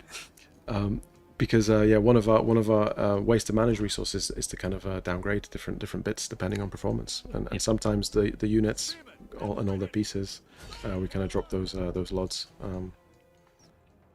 It's I mean, it's a meme that survived, doesn't it? yeah. Still see it Although about. that particular meme, I believe, is from we have the telescope. If you press was it N? Is it N? There we go. Yep. So I think it's been patched, but at one point we weren't LOD switching. Right. So you press the telescope, which is not a lot of people know about that feature. That's a feature that one of our coders implemented in Empire to mimic the kind of the on board the ship kind of captain's telescope to kind of zoom in and see what's going on. So let's say you zoom in on a unit that's far away, you'd be zooming in on that low LOD. We wouldn't basically show you LOD 1. Yeah. So a lot of those unfortunate shots were from that. But yeah, look at that. We'll see just the absolute carnage of Carthage here. Do some cinematic insert kind of cam. We did. Do you know what? They did step foot in Carthage, and I think again that is a moral victory for the Romans. Did we have K in this? Did you press K? Yeah. No, but was it Alt K for the Yeah, there we go. Whoa! Look at that. Just Widescreen. as they're advancing. Yeah. Look at them waiting their turn. That is a lot of pikes. It's beautiful. Look at it. It's beautiful. It doesn't look good for them, does it? It's glorious. I'm gonna have to go back and play around too now. Yeah. Gonna play Spontus? No. I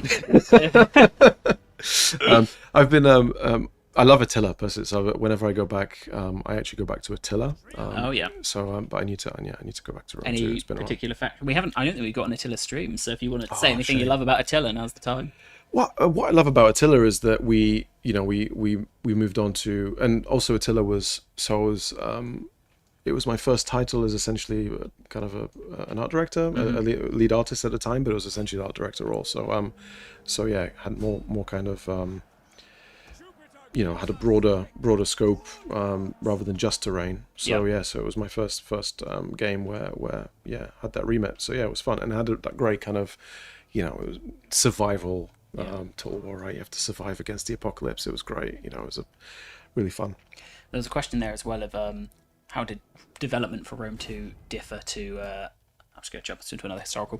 How did development from Rome 2 differ from Attila? And I imagine it's very different building on top of something versus building... Yeah, on, no, right? absolutely. Exactly that. So Rome 2 was, we built this based off of Shogun 2. And the difference is, it was a new terrain system, new iteration was pretty much new. A lot was new. So Attila was basically taking all of that and then just polishing it, and it was like Napoleon was to Empire. But then obviously we and it was fun as well. It was kind of the cool thing about it was that we were building on the Roman kind of world, right? Yep. It was the fall of the Western Roman Empire, right? So we were essentially, when we were building the cities, we had remnants of ancient Rome in those cities, and it's fun because we're obviously building on with those assets. So we're actually including some of the Rome 2 assets in there to give you that remnant of the past. And so it's kind of thematically, it was really nice. It was obviously from Shogun 2 to Rome 2, it's a completely different time period, different, but there was a nice continuity, even though it was obviously much later. But it was kind of a fun continuity there. Someone, maybe you, correct me if I'm wrong. I've picked the Battle of Zama. I like the Battle of Zama. This is where Scipio Africanus beats Hannibal, and it is kind of the God can bleed moment for Carthage, right? Because this is after he's been skirmishing around Rome and he's come back. Who knows what history we would have had if Hannibal had managed to take Rome. To this day, one of my favorite Rome trailers that we ever did was the Find a Way, the Hannibal. Yeah. Absolutely. I still get nerd chills when I see that trailer. I love it so much. So good. So good. So we as Scipio Africanus, we've got to work out how to take these elephants out. I can't remember historically.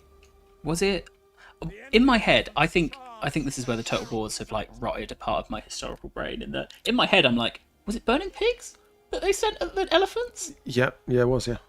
Is that true, or am I? I don't know. Maybe that. Someone look maybe it it's up. our Scipio truth. Africanus did something. I see what you mean. Maybe that's our truth. He did something really clever No, but look, to deal with the elephants. everything. I think that's. I'm pretty sure that was it. I mean, everything. We don't just make stuff up. No.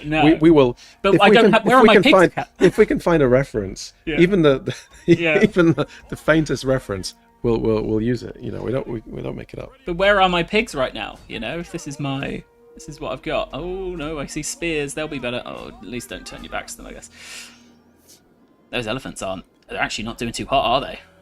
No. And then, do you know, it's just the rest of them after that. Yeah. Someone look up the Battle of Zama before and how he defeated the elephants. I swear it was a really interesting little historical fact. And it would be more interesting, I think, if I could remember it. Right, let's get these skirmishes back up. They send the pigs, and I now don't know if they're messing with me or if it was pigs. I think it was. I don't think it was we need Kevin. He'll remember. He'll remember. I think it might be dogs.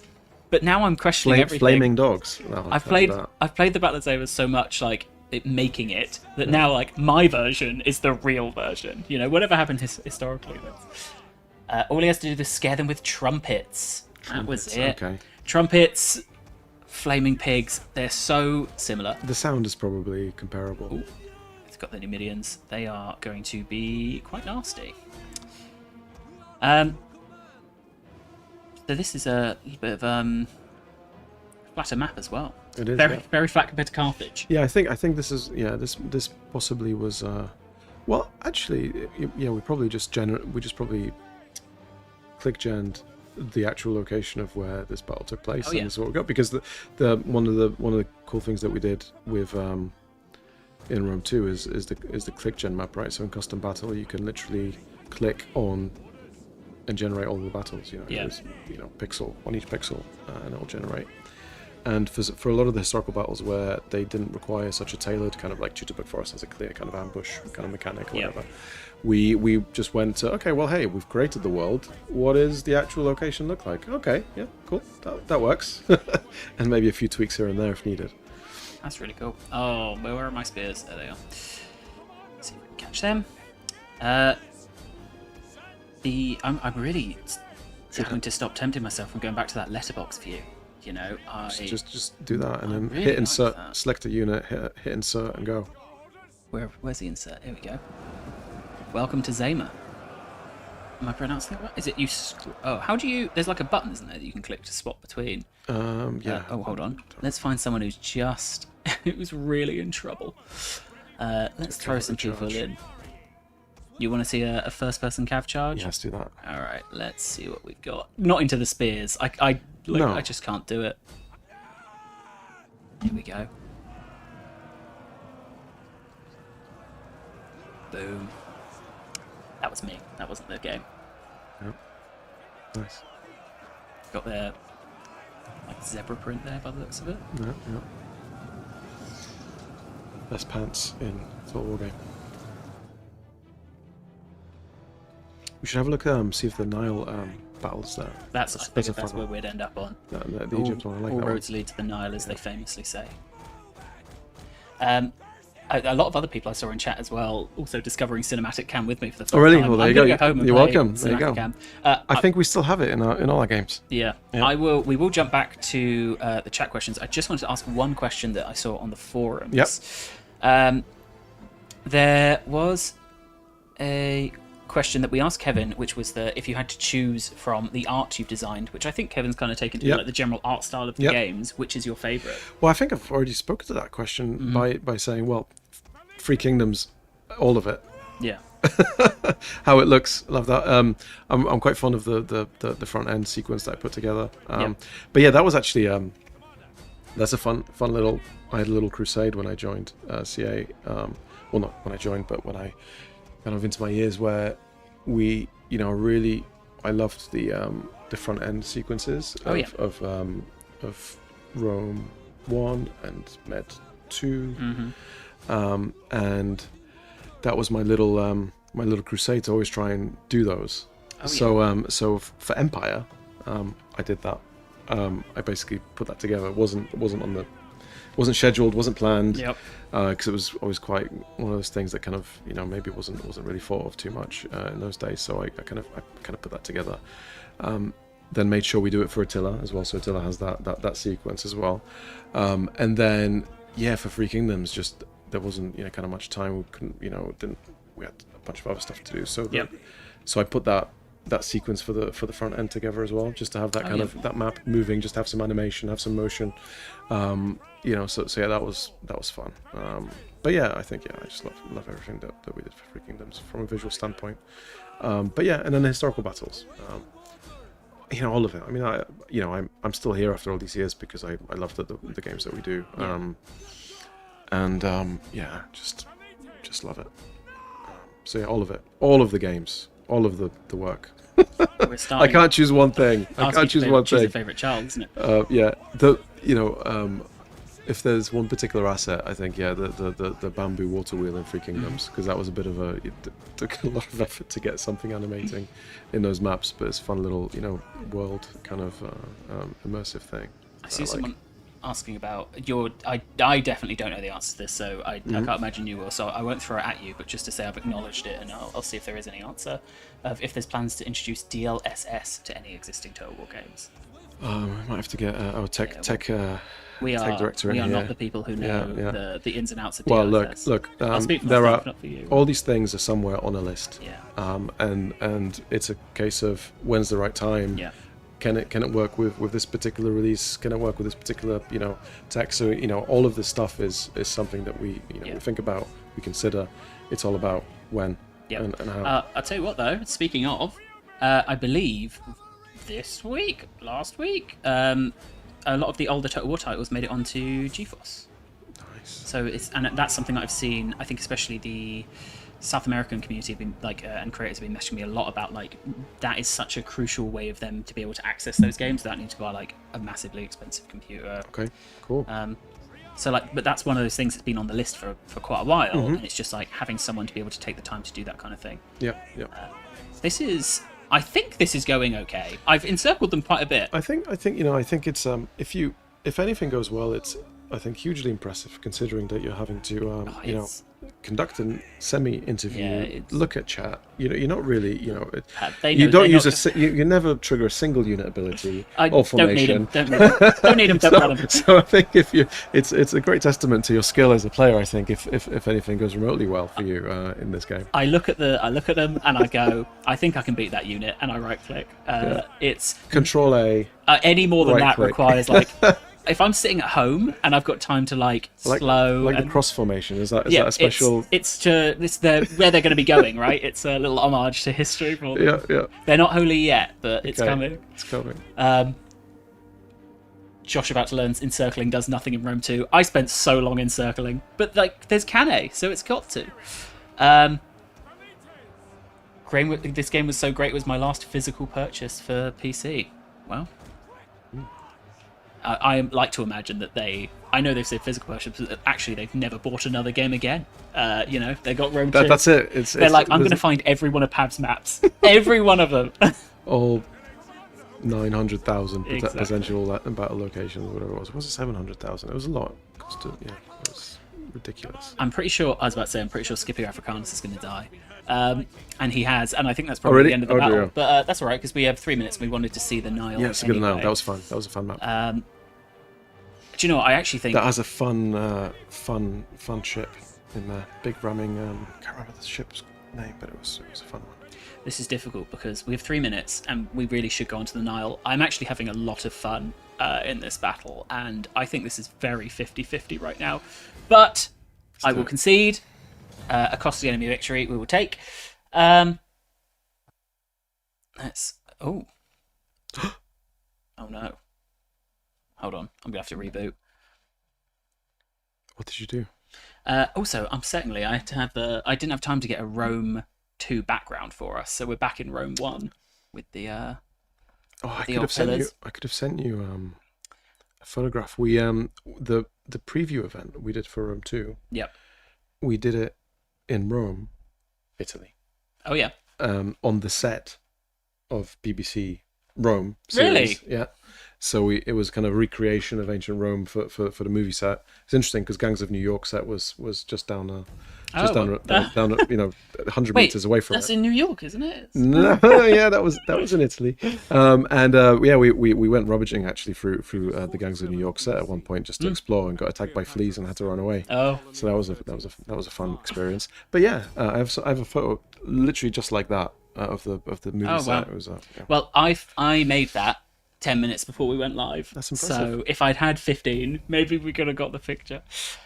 Um, So yeah, I worked on this map primarily with Ian Roxburgh actually. oh yeah, Yeah, who worked we on will this have map. on, I think, for Warhammer 1. Yeah. So together we worked on this map.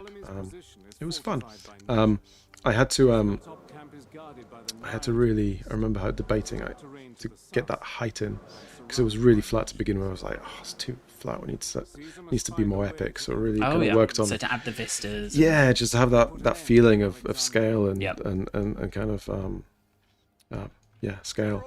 I'm not gonna. Do you know? I'm not gonna play a huge amount because I kind of wanna. We've only got a couple of minutes. I kind of want to look at this map. So I'm gonna pull the most advanced Total War tactic, just so people are at least fighting. You got some flaming balls there as well. Look at go to the ships. There's a on the other side on the enemy side. There's a busty ship. Oh, I didn't even realise they had. Yeah. Let's go see some naval combat. There's a specific ship that you'll see. What I mean, the main flagship.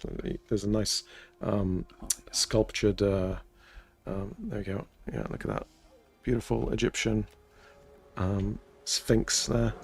Wow. I think. Do you know what? Like when you look at it like this, part of the scale of Rome 2 that I think always has people coming back to it because it's still one of the most played Total Wars to this day, right? Mm-hmm. Like fighting a naval battle while fighting a land battle, like.